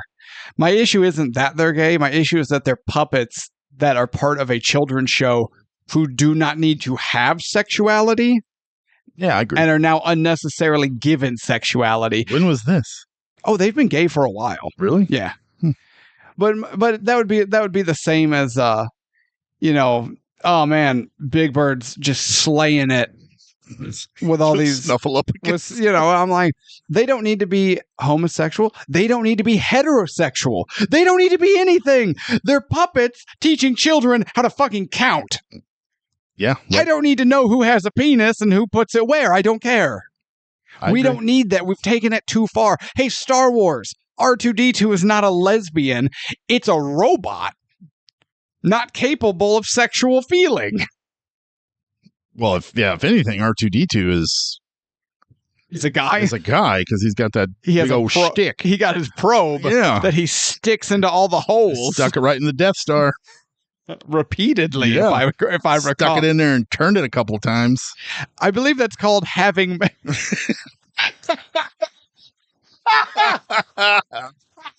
Next time I have sex, I'm just going to do that. Well, at least that'll make sure that joke never happens twice. Oh my God. No, I'm just so over the assigning of sexuality. Doesn't matter what it is. The assigning of sexuality to things that do not need to have sexuality. I'm over it. But back to your point of beating dead horses and yeah, because even at the end when they're together at the building the house. So R2-D2 puts this thing into the house and gives it a little twisty do. Yeah, but they're literally in the exact same scene. I'm gonna need you to talk. I'm officially useless.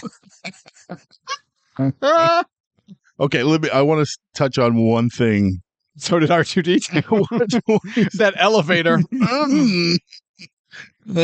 Tell me you like it, Death Star. Tell me.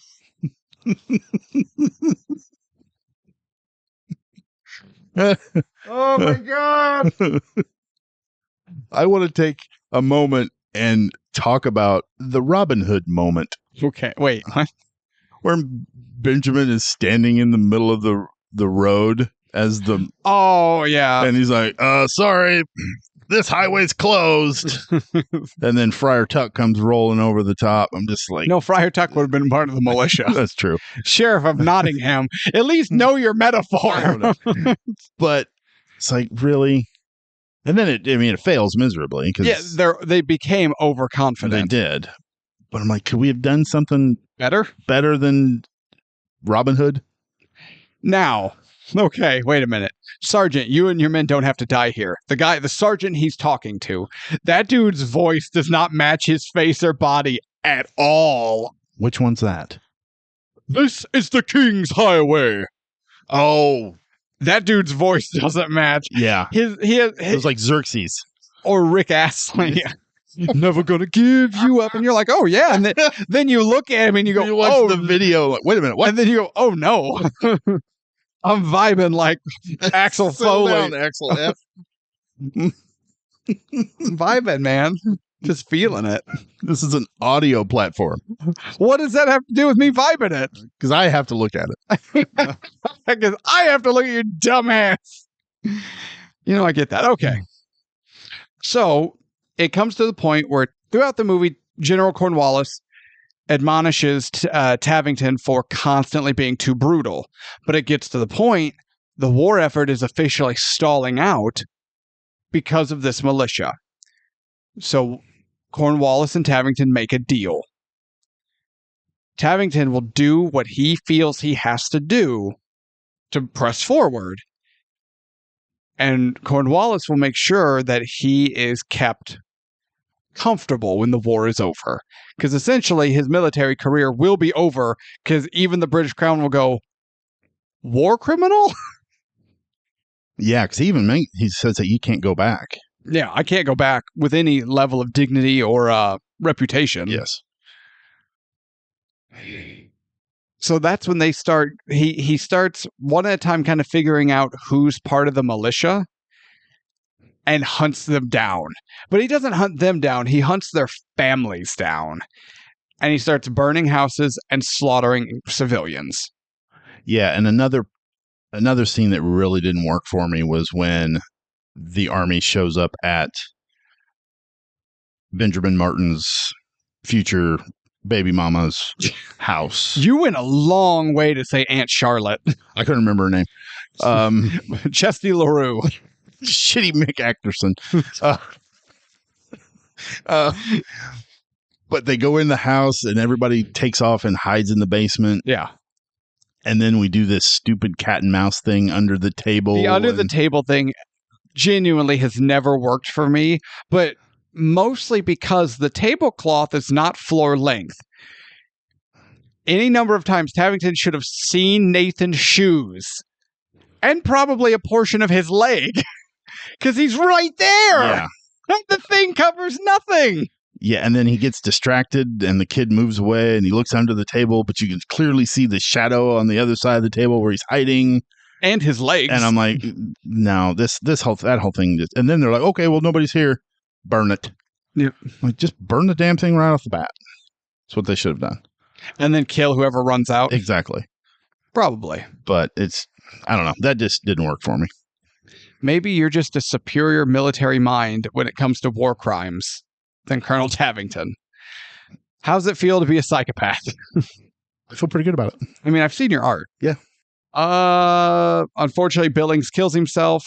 Okay. That's a hard-hitting scene. That one was, yes.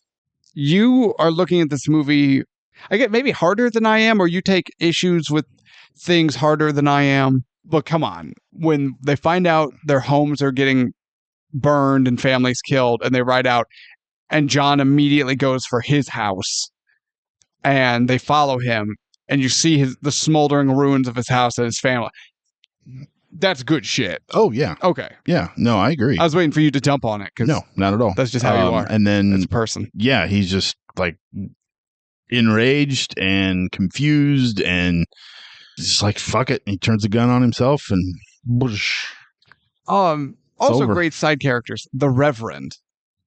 Yeah, he was okay. I like him. He was okay. When they're recruiting the militia and he's getting the guys, and then the Reverend walks out and they're like, Reverend? And he turns, he takes his little collar off and he's like, the shepherd must attend to his flock and at times fight off the wolves. I like that line.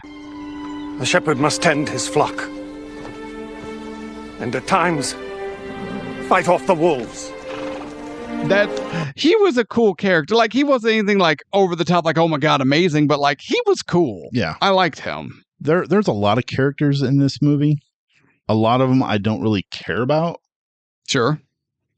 But Billings, I loved Billings. I thought he was great. Benjamin, I like Benjamin. Well, you have to. But yeah. No, you have to. And the Reverend. I like the Reverend. Yeah. But again, when he bites it, I was like, I don't really feel. I'm like, oh, that kind of sucks. But it's also in the manner in which he died. Like, we all feel something when Billings dies. And I'm not going to say that's because we feel more for Billings. Think about the manner of his death. He is the focus. He has lost his home. His wife and son have been murdered. Their bodies strewn across the grass. He finds them. You see, he's beginning to lose it. He draws his gun. He's about to go on a hunt. The Reverend's trying to like, John, this is not time for vengeance. It's a time for more. You calm down and listen. And John's thinking about it, and all of a sudden you can see his eyes. He's got this wild look, and he realizes there's no way out. And he kills himself. And we all just go, holy shit. Then the Reverend dies in an unnecessary slow-mo fight scene. Now, when he tosses the gun in the air for Gabriel to catch it, I'm going, that's cool, but I don't know if that fits this movie, but that was a cool move. It's this whole... So wait, Roland Emmerich sucks? Yes. Was that what I'm getting out of this? Yes. Roland Emmerich sucks.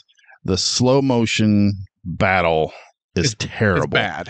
Terrible choreography again. Laughable moments when they're reloading, and it's the slow motion doesn't help anything. No, because it's like you can literally see how terrible the choreography is. Slower, like come on. Yes, that is what slow mo means. I thought I had accidentally started watching a Zack Snyder film with the amount of slow motion that was happening. The amount of unnecessary, unproductive slow motion that's happening. Yeah, it just doesn't need to be there. And it took away from, everything. Yeah. Like, this is the moment we're supposed to feel for Gabriel because he bites it. Yeah. Tavington gets him. But I was too busy admiring the extremely shitty fight scene. And then I was too busy admiring Jason Isaacs' long flowing hair. Oh yeah, that was pretty awesome. I liked his hair a lot. But you'd like any hair a lot, but yeah, I like my beard. So Tavington gets shot in the stomach. Or was it just grazed? Undefined. There's another issue I have with that later on. Tavington goes down. Gabriel comes over to stab him, takes for fucking ever, and immediately gets rufioed. Wait, is that what we're calling that now? Yep. And then the instantaneous stab to the gut from an older veteran warrior to a younger cocksure warrior. Exactly. Rufioed. And Benjamin Martin runs up and goes, I would like to point out that Mel Gibson has never delivered a line that poorly in his life. no! No! Fucking terrible. So yeah, it's like in this moment, you're supposed to... Gabriel. Had Benjamin been there, he'd have been like, no, Gabriel, the old man is mine. Yeah, so we have this moment where we're supposed to be sad that one of our heroes is dead, and I didn't feel a thing. No, I do remember, and not just this time watching it, multiple times watching it, being more concerned about how Benjamin is going to feel at the discovery of dead Gabriel than Gabriel dying. Yes. And when Benjamin does finally find him, man, Mel Gibson's pretty awesome. Pretty awesome. Pretty awesome at this moment. Your beard is pretty awesome. Mel Gibson is fantastic. Thank you. When although Heath Ledger does a good, especially like dying and his voice cracking at different points, but not just because he's dying and he knows he's dying, but he's now taking it upon himself to unburden himself in his final moments and apologizes to his dad for the death of Thomas. Oh, son, that wasn't your fault. That was mine. Hold on. You're gonna be all right. Don't go. Gabriel, don't. He blames himself, or had been blaming himself, for Thomas's death. And that's when Benjamin is like, no, son, that is not your fault. That was my fault. Like, you don't carry this with you, and you certainly don't die with this on your shoulders. Again, as hard as you're and specifically critiquing this movie, I mean, not so much because, again, I'm not necessarily disagreeing with a lot of what you're saying, but it didn't bother me as much as it did you. But to me, this movie is held together by intense scenes of good dialogue by fantastic actors. And duct tape. Yes. Okay. No, I agree with that. There is some fantastic acting going on here. And I'm not talking about you, Jolie Richardson. And she just dropped as one of our followers. Thank you, Tevis. And she will never join us as a special guest. Thank you. That is fine. So now we get back to Harry Burwell. Yes. He's trying to recruit Benjamin back. Yeah. By using the death of his kids? Yes. Like, what a dick. Yes. Okay. I'm like, what? And I kind of noticed when Mel's delivering this line, he says, I've long feared my sins would come back to haunt me. His Braveheart accent kind of rolled in there a little bit. He's like, I've long feared. And I was like, oh, there it is. There it is. Freedom. He forgot which movie he was in. Like, yeah. I'm going to need to hear that. That is not true. I have long feared that my sins would return to visit me. And the cost is more than I can bear. My man has never slipped an accent. Yes, because, this movie is very similar to Braveheart. Yeah, except Braveheart was well directed. Yeah, but it's about a man who's trying to live in peace until someone he loves is murdered and brings him into battle. Sure. But that also describes a lot of stories. And helping win their freedom from the British. Okay, yeah, that's a little more that's a little more on the button. A little bit. Yeah. Tad bit. His next film, I heard, is going to be he's a man just trying to live his life, trying to live in peace until someone he loves is murdered. At this point, it'd be his grandchildren. Yeah. And then he joins the confrontation and helps India win their freedom from the British. Wait, is this secretly Mel Gibson's thing? And then he's gonna play a man who just wants to live a nice, normal, quiet life. When all of a sudden someone he loves gets taken from him, and he joins the war to help the Australians win their independence from Britain. Yes, I think he was in a movie like that. No, shut Oh up. my God! No, he wasn't. No, I think what's the name of that? I don't know. You're making things No, up. I'm not. I'm going to pull this up. All right, get us to the final battle. I'm going to pull up his filmography because I think there is. It starts with a G, I think. Geely? What?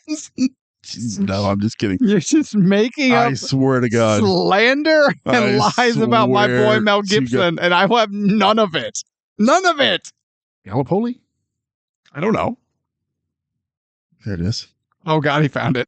2 Australian sprinters face the brutal realities of war when they are sent to fight in the Gallipoli campaign in Turkey during World War I. Who did Mel Gibson play? Probably an Australian. I'm just guessing. Is Mel Gibson even in that movie? Yes, Frank Dune. He played Frank Dune. Who's Frank Dude? The character Mel Gibson plays in... Shut the fuck up. God damn it. I hate you. I get that I a lot. really do. All right. So, his good old buddy Harry really does pull some bullshit to get him to fight. And Mel Gibson says no. Then Mel Gibson finds the old tattered American flag that Gabriel has been carrying around all movie and repairing in his free time. And that makes Benjamin Martin remember all of the stuff Gabriel said about, fighting for a cause. And so Benjamin decides, you know what? I am going to keep fighting. And he finds a flagpole, I guess. I don't really know. He just had it. Maybe it was also in Gabriel's backpack. I don't know. But he gets a horse and meets up with the army setting out and rides next to his buddy, flying Gabriel's flag. You are making a face. Gallipoli and I'm probably butchering the pronunciation of that. Yeah. Provides a faithful portrait of life in Australia in the 1910s. And it captures the ideas and characters of the Australians who joined up to fight, as well as the conditions they endured on the battlefield against the British forces. Oh, This is the third time Mel Gibson has fought the British. No, who's Frank Dune? Frank Dune is Mel Gibson. No, dumbass. For all we know, Frank Dune was a British person. Played by the Australian Yes. Mel Gibson. Yes. No. They decide to fight, and meeting up with the greater army, there's other generals talking, and they hatch a plan. The front center line will be held by militia, specifically Benjamin Martin's militia, because they know that Cornwallis has no respect for militia, and it will make him feel overconfident. So the plan is the militia will stand and fight for 2 shots, then retreat, drawing the overconfident Cornwallis in to ambush him behind a hill. And ultimately, that does succeed. Then we get a more slow-mo and sweet music, and it's swelling as Mel Gibson holds the line and with the flag, and the fight continues, and the American forces countercharge. The ambush is sprung. They countercharge back over the hill. The fighting resumes on the original battlefield, but then Tavington and Martin make eyes. It's on. This rivalry is to be put to an end once and for all. Man, Mel Gibson loves fighting the British and spearing horses. Yes. Wait, how many movies does he spear horses in? 2. So he's not against it, but he's not as for it as he is fighting the British. Yes. Low key, Mel Gibson's thing is fighting the British.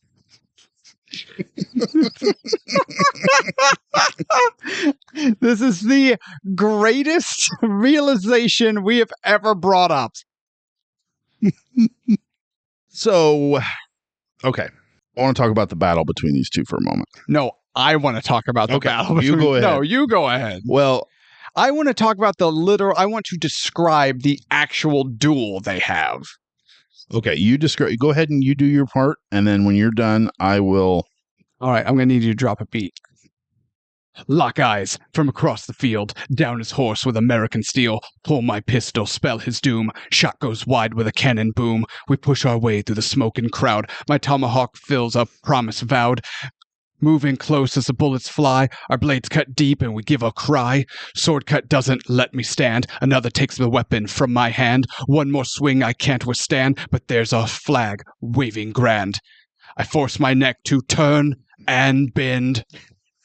I find a convenient musket in the dirt. With a twist, I stab his shirt. My sons were better men. Nailed it.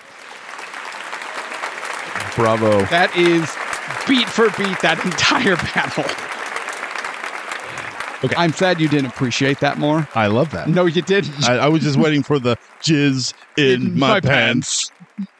So, okay, I have some issues with this final battle. Shocking. I'm shocked. So we have all this build up with Thomas's toy figures. Yes. That get melted down into balls for the flintlock. Yeah. And he's getting ready to take out Tavington with this shot. And the explosion knocks his aim off, but it hits him in the microphone like your mouth. It hits him in the shoulder. Yeah. Okay. Fine. But why is he still able to use his arm to swing another sword or a musket? So at first it works because his other arm is the sword arm. Yes. But then he draws a bayonet or something. Yeah, he arms himself with a second weapon. His arm wouldn't function that well, no. So an injured Tavington almost takes out Martin. Yes. So Tavington was the better soldier. Yes. Okay. Well, look at it this way. I think Tavington, he is a professional soldier, both in training and his literal profession. That is what he's done his whole life. Correct. Benjamin Martin has always been a scrapper. Okay. Going back to Braveheart, let the scrapper come to me. Benjamin Martin fought in a militia in the French and Indian War and committed war crimes and atrocities. Then he tried to live peaceful life, which now he's brought back into war, and he does it as the leader of a militia that, fights dirty. So I think skill-wise, yes, Tavington is more martially adept. Okay. That's kind of what I was taking from this, and also that bullet wounds to the shoulder don't really matter until they matter, but then they don't matter. It depends on your age. Yes. Sure. If you're 14, it matters a lot. The slow motion shit. It's unnecessary. Was terrible. The music gave me a Star Wars, like Revenge of the Sith vibe. I'm okay with that. I'm okay with that too, but it kind of didn't really work. See, you keep crapping on John Williams for some reason. He kills it in this movie. It's okay. You're okay. Our final thoughts are going to just be a thing. Yes. So Benjamin is on his knees with Tavington behind him, and all these American soldiers are running by Yeah. with the flag. But there's our flag waving grand. So nobody gives a shit that there's a red coat about to decapitate their militia leader. Fog of war. Yeah, it just Oh, wait a minute. Pull my pistol, spell his doom. Shot goes wide with a cannon boom. Yep, I covered that part too. Go on, what else? I'm pretty sure I've covered all the major beats. no. I'm saying but I'm just saying like all these soldiers are running by, but nobody gives a shit that there's this one red coat right there about to kill one of your leaders. They're trying to win a battle. Take out the red coat. Actually, most of those guys are legitimate soldiers. They have no idea who Benjamin Martin is. Yeah, but they know what a red coat is. He's in a red coat. He's standing right there, about to chop the head off of. Someone stab me. Just do something.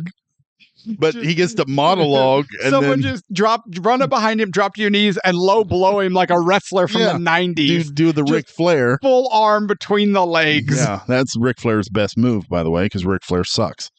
How can you say that? I just said it. Ric Flair sucks. No, there was a time Ric No. Flair was the best. No, he was great on the mic in the ring. Takes. Yes. So you're saying Ric Flair isn't the greatest of all time? No. Bret Hart? No. Stone Cold? No.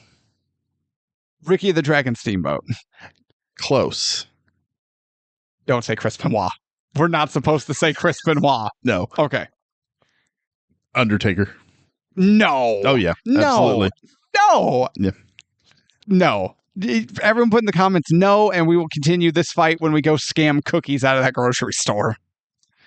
So yeah, this whole infight thing just really didn't work. The choreography again was kind of But see, lame. You're worried about no one saving him, but you forgot that I forced my neck to turn and bend because he ducks the sword swing that would have decapitated because he him. could see it. I guess. Yeah. And maybe that was Gabriel swooping down and helping him move it down. The ghost of Gabriel runs down, just gets a handful of hair and cranes his neck to the side. Yeah, no, this final battle didn't work for me. Then, after the fight, they go full ghost and they make pottery. I'm all right with that. I know how much you love ghosts. I'm all right with that. I mean, we're at the end of the movie. Yeah, so the British surrender, and what was his name? Harry Bum Twaddle. Whatever his name was. His name was clearly Harry Ass Shave. So he is Bum Twaddle. That's what R2-D2 was doing to the Death Star. Gave him the old bum twaddle. Yeah. So he's expecting a child with his wife. They bring that up for whatever reason. He's way too old to be having his first child. Yes, that's one of the things I thought. I'm like, bullshit. No, Mate, you're like 70 years. No, not quite that old, but he'd be in his 40s. Yeah, he was like 45. And like, oh yeah, she gave birth 3 weeks ago. Blah blah blah. And Benjamin's like, oh, congratulations. What'd you name him? We named him Gabriel. Grown. Like, fuck. They're like, oh, thanks. Fucking lame. Now, wait a minute. It's something lame followed by something genuinely funny of when what's his name? Valvoline? Valvoline? Who the fuck? The Frenchman. Oh, yeah, Villeneuve. That's what I said. Yeah, Valvoline. When Valvoline shows up and he goes, yeah, Gabriel. It's a good name for a farmer. That was funny. That was funny. And then the overly happy ending of them building the house. They're creating a new world. It's so fucking stupid. I was waiting for the end credits to have like the theme from Full House play over the end of it. Oh. Now shut up. Wait a minute. So terrible. Shut up. Wait a minute. Yeah. Damn it, I've lost it. Shut up. You're telling me that when Benjamin, his new wife, his former sister-in-law, that's a little icky. Tad bit. Your sister didn't do it that way. Yeah, but you're a man who's never shied away from such estrangements. Yeah, but I wouldn't go after my ex-wife's sister. That's weird. That way you don't have to change in-laws, I guess. It's just Ron, Mary. I'm back in the family. And then he's going, motherfucker. Terrible. I thought we got rid of him. Yeah, and the mother's like, God, I hope this daughter doesn't die or I'm next.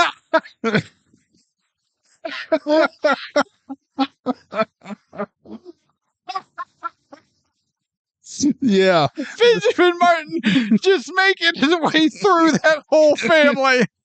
Yeah. And then the dad's like, well, I hope you don't die because then I'm next. I'm not paying you another dowry, motherfucker. Yeah, but no, that whole love relationship thing, that didn't need to be anything. But next. Yeah, you know the father at a certain point was going, oh God, how far down the line am I? Son of a bitch. I'm back. They show up at the family reunion. Ah! It's been a while. Oh my God, you have to seduce one of your ex-wife's sister. That whole love story, that should not have been a thing. Do it for the bit. Do it for the show. No. Where's your commitment? I'm just asking you to get married again. Ooh. Ooh. Holy cow. So wait a minute, shut up. Everybody shut up before I start laughing again. You're telling me the end of the movie where they pull up Benjamin Martin, his ex-sister-in-law and current wife with their new baby and the gaggle of surviving children roll up the hill where the old house used to be and it was burned down. And they see all the militiamen working on it, because they're friends and family.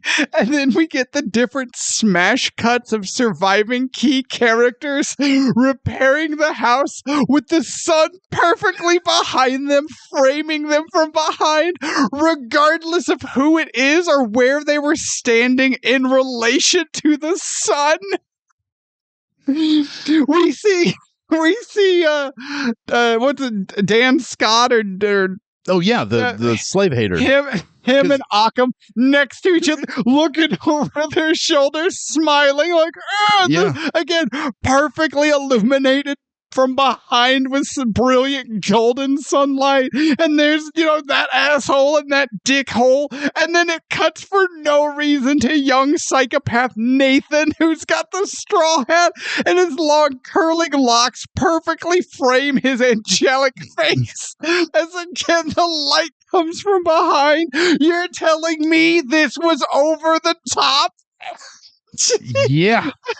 A tad bit. Fucking awful. Awful. Oh my God, I love. And then cue Full House theme song. Exactly. And everybody gets their own little take and they look at the camera and smile. Dan and Aqua.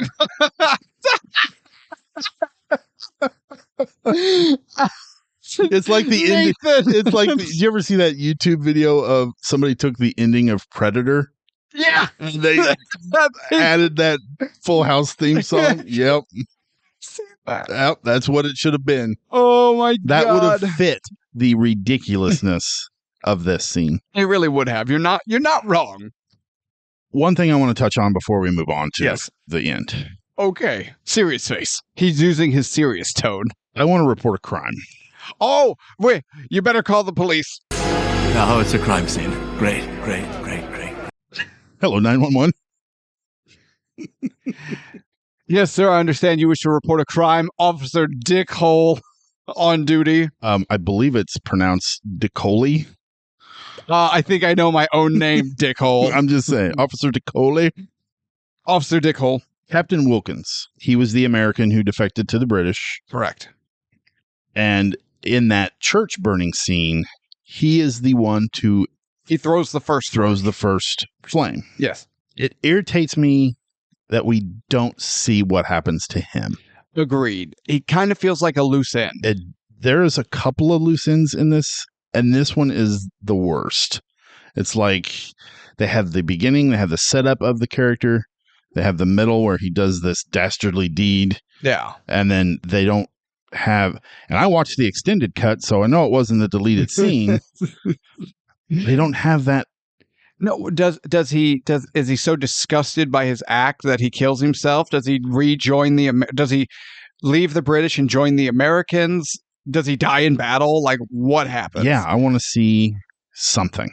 I understand. You know what? That might be the first legitimate crime you've reported to Officer Dick Hole. I'm writing down these notes, and I will contact Mr. Emmerich, and we will get a scene where he is penetrated by a horse. Okay, cool. But please don't have Mr. Emmerich film that. No, have Mel Gibson film it so it's done right. No, I think Roland Emmerich is only qualified to film people being penetrated by horses. Think of the slow-mo. The eyes. Boing. Think of the sound effects. Yeah, I don't want to. Okay. Are we there? We're there. Final thoughts? Okay. Final thoughts. Ratings, IMDb 7.2. He's mulling it. Swishing around, see how its mouth feels. Too high. Okay. Rotten Tomatoes, 62%. That's better. That's too low. That's better. No, it's too low. Although 72 is a bit, or 7.2 is a bit too low. Too low? Too low. Holy shit. Okay. I'm not saying this movie is a 9.2. Like 99%. Like most Mel Gibson movies. No, I don't know. This movie is at least a 7.5 Okay. for me. Okay. Where are you putting? You but- keep saying too low, but you're not offering a number in response. I would say a solid 6. That's not a legitimate answer. What? You don't honestly mean this is a 6% movie.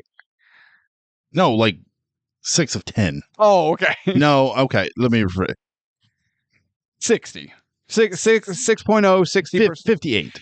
No. We'll go 58. No, it's not. Yeah, 58. No, it's not. It's 58. No, it isn't. Yep. No, change your opinion. Your opinion is wrong. It's 58.5. No, it's not.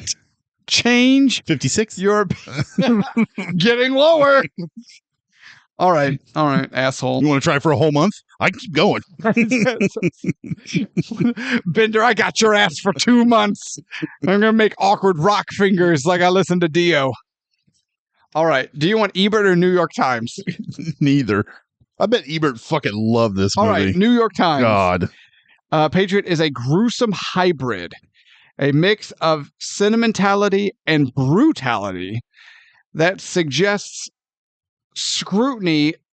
Like a Lethal Weapon movie directed by Norman Rockwell.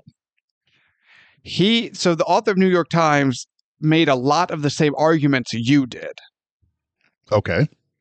Are they trying to portray brutality and war? Are they trying to portray like love and family and mushy, heartfelt stuff? And maybe it teeters that line too much. Okay. I agree with that. Ebert, it is rousing and entertaining. You get your money's worth, but there isn't an idea in it that will stand up to thoughtful scrutiny. And? So what he's talking about here like stars-wise. is for your average moviegoer, there is a lot to like and a lot you will like. It's not until you start going, wait a minute, then this movie falls apart. Okay. 3 stars. 3 fucking stars. Finally, Ebert Jesus. gives a correct star number. 3 stars guy. is accurate. 3 stars is accurate. No. Yes, it is. That is an accurate number. No. Yes. No, 3 is a number. It's not an accurate number. Yes, it is. 3 out of 4 stars. Let's go. Yes. Go ahead with your final thoughts. Well, I want to take a pin out of something Okay. that we saved way back at the beginning of this. Okay. Roland Emmerich directs. Is Yes. this Roland Emmerich's best movie? No. What is Roland Emmerich? Independence Day. No, it isn't. Yes. No. Because it knows what it wants to be, and it is that. Will Smith mispronouncing Earth? I'll take that. I'll take that. No, this movie, The Patriot, is better than Independence Day. No. Yes. No. Yes. We're going to disagree. We're about to, air quote, pull it from the hat, motherfucker. What's your final thoughts? Let's hear it. Final thoughts. This is not a perfect movie by any stretch. Mel Gibson, Jason Isaacs, Tom Wilkinson, Heath Ledger to a lesser extent, but he still does a good job. John Williams killing it. There is more to like in this movie than there is to dislike, especially if you're watching it from the point of view of this is Benjamin Martin's story. I'm in it for his character and what happens to his character and around his character and how he reacts to it, which it's a Mel Gibson movie, so obviously that's how I watch it. I don't give a shit about it. There could be no one else in this movie. I probably wouldn't notice. The fight scenes are clunky. I do like the final duel. As far as all the big action scenes and fight moments, that one is the best. And I think I like it less because of like what it is and more the fact that you have two amazing actors in Mel Gibson and Jason Isaacs who not only can act, but they can also do this level of physical acting. And when you watch them, which sounds stupid, but follow me, watch them in this fight scene. Well, no shit, who am I going to watch? I'm making it the joke before you do. Shut your face. But watch their body language. Watch their facial expressions. They are still showing hate. They're showing intensity. They're showing pain, exhaustion. We're getting all of it. And I feel like there is something lost when, okay, not every actor can do stunts, and not every stuntman can act, right? Sometimes you get those that can do both. But this is a simple enough fight scene where our actors can do it, but they do it so well and believably. If this fight scene could have been made so grand that Mel Gibson and Jason Isaacs couldn't perform it, and what you would gain in the quality of the fight, you would lose in the emotion of seeing Gibson and Isaacs' performances. But no, I still, under scrutiny, enjoy this movie. I respect and get with what you're saying, but I feel like it might be maybe a little too nitpicky for me. I have to disagree with the severity of some of it. Not all of it. Ooh, fireworks. Some of it, though. Some of it. So I still have to say, especially considering some of the other movies that have received a pass, The Patriot is worth the ticket price and is Roland Emmerich's best movie. And like 300, I kind of wish now I could have seen what this movie and actors could have done and been if someone good was directing, like Mel Gibson. Okay. The history I have with this movie, like I said earlier, was very similar to The Last Samurai. I watched it, forgot about it, and then had to revisit it for the show. And own both of them on Blu-ray, apparently. You don't know how. I don't know how. The difference between these two movies, when I rewatched Last Samurai, I fell in love with a motion picture. When I watched this, I hated it. Roland Emmerich does a good job at horse porn of directing horse porn grand moments of horse porn. He does a good job of showing the battlefield and the big farm and plantation and the city and, you know, the world of this movie. Everything else he does is terrible. He cannot film fight scenes. The love scene moments interacting between the two brothers-in-law and sister-in-law thing, he can't direct his actors and actresses.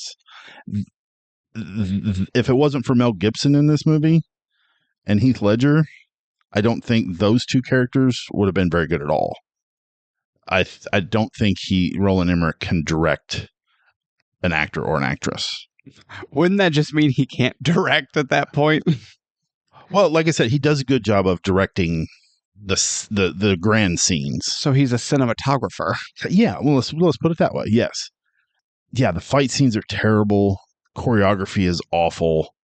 The slow motion doesn't need to be a thing. There's too many moments in this where they try to pull at your heartstrings and they don't work.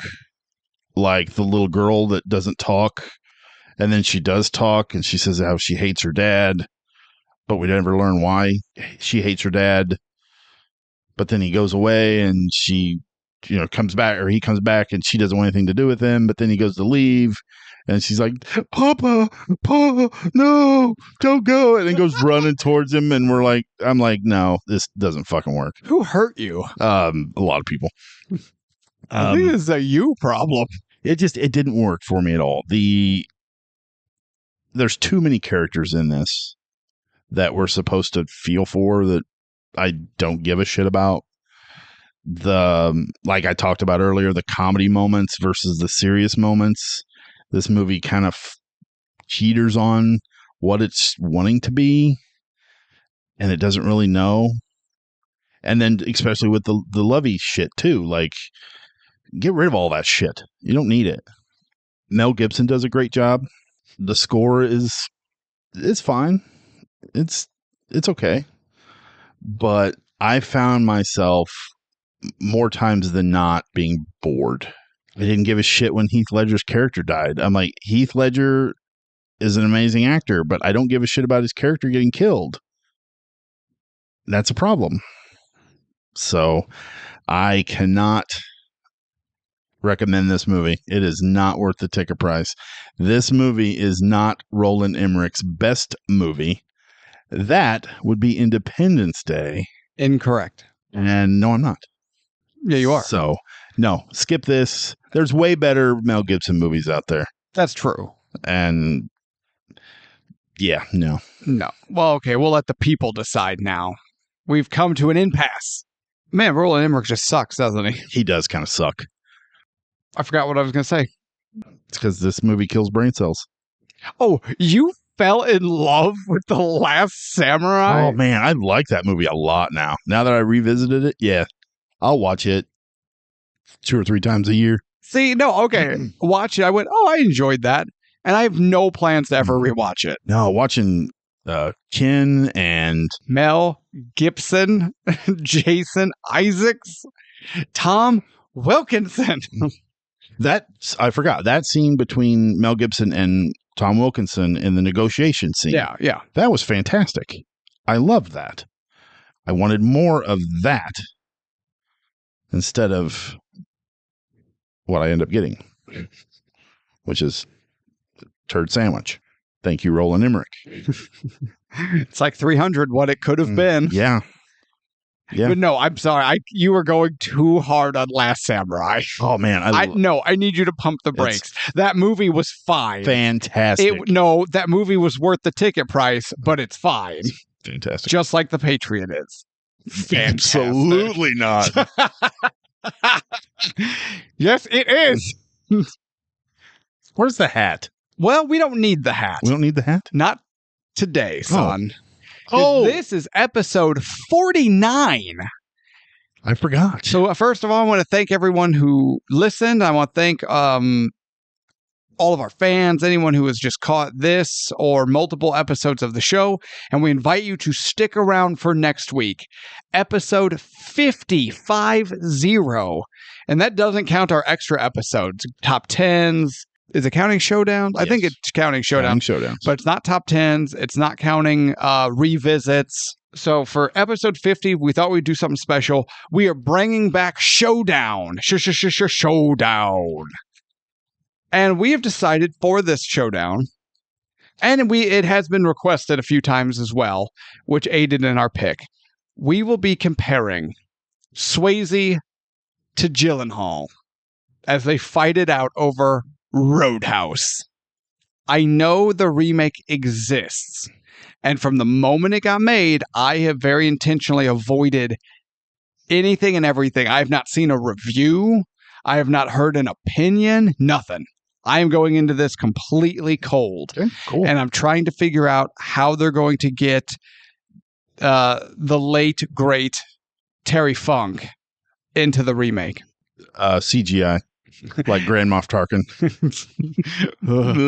It's still spooky, right? A little Like, bit. because it's not right, but No. it's close enough that you're just going, ugh. It's that uncanny valley thing going on. I'm like, and it just kind of feels, but that also has like an element of like perversion almost, where I'm like, I don't like this. This is not okay.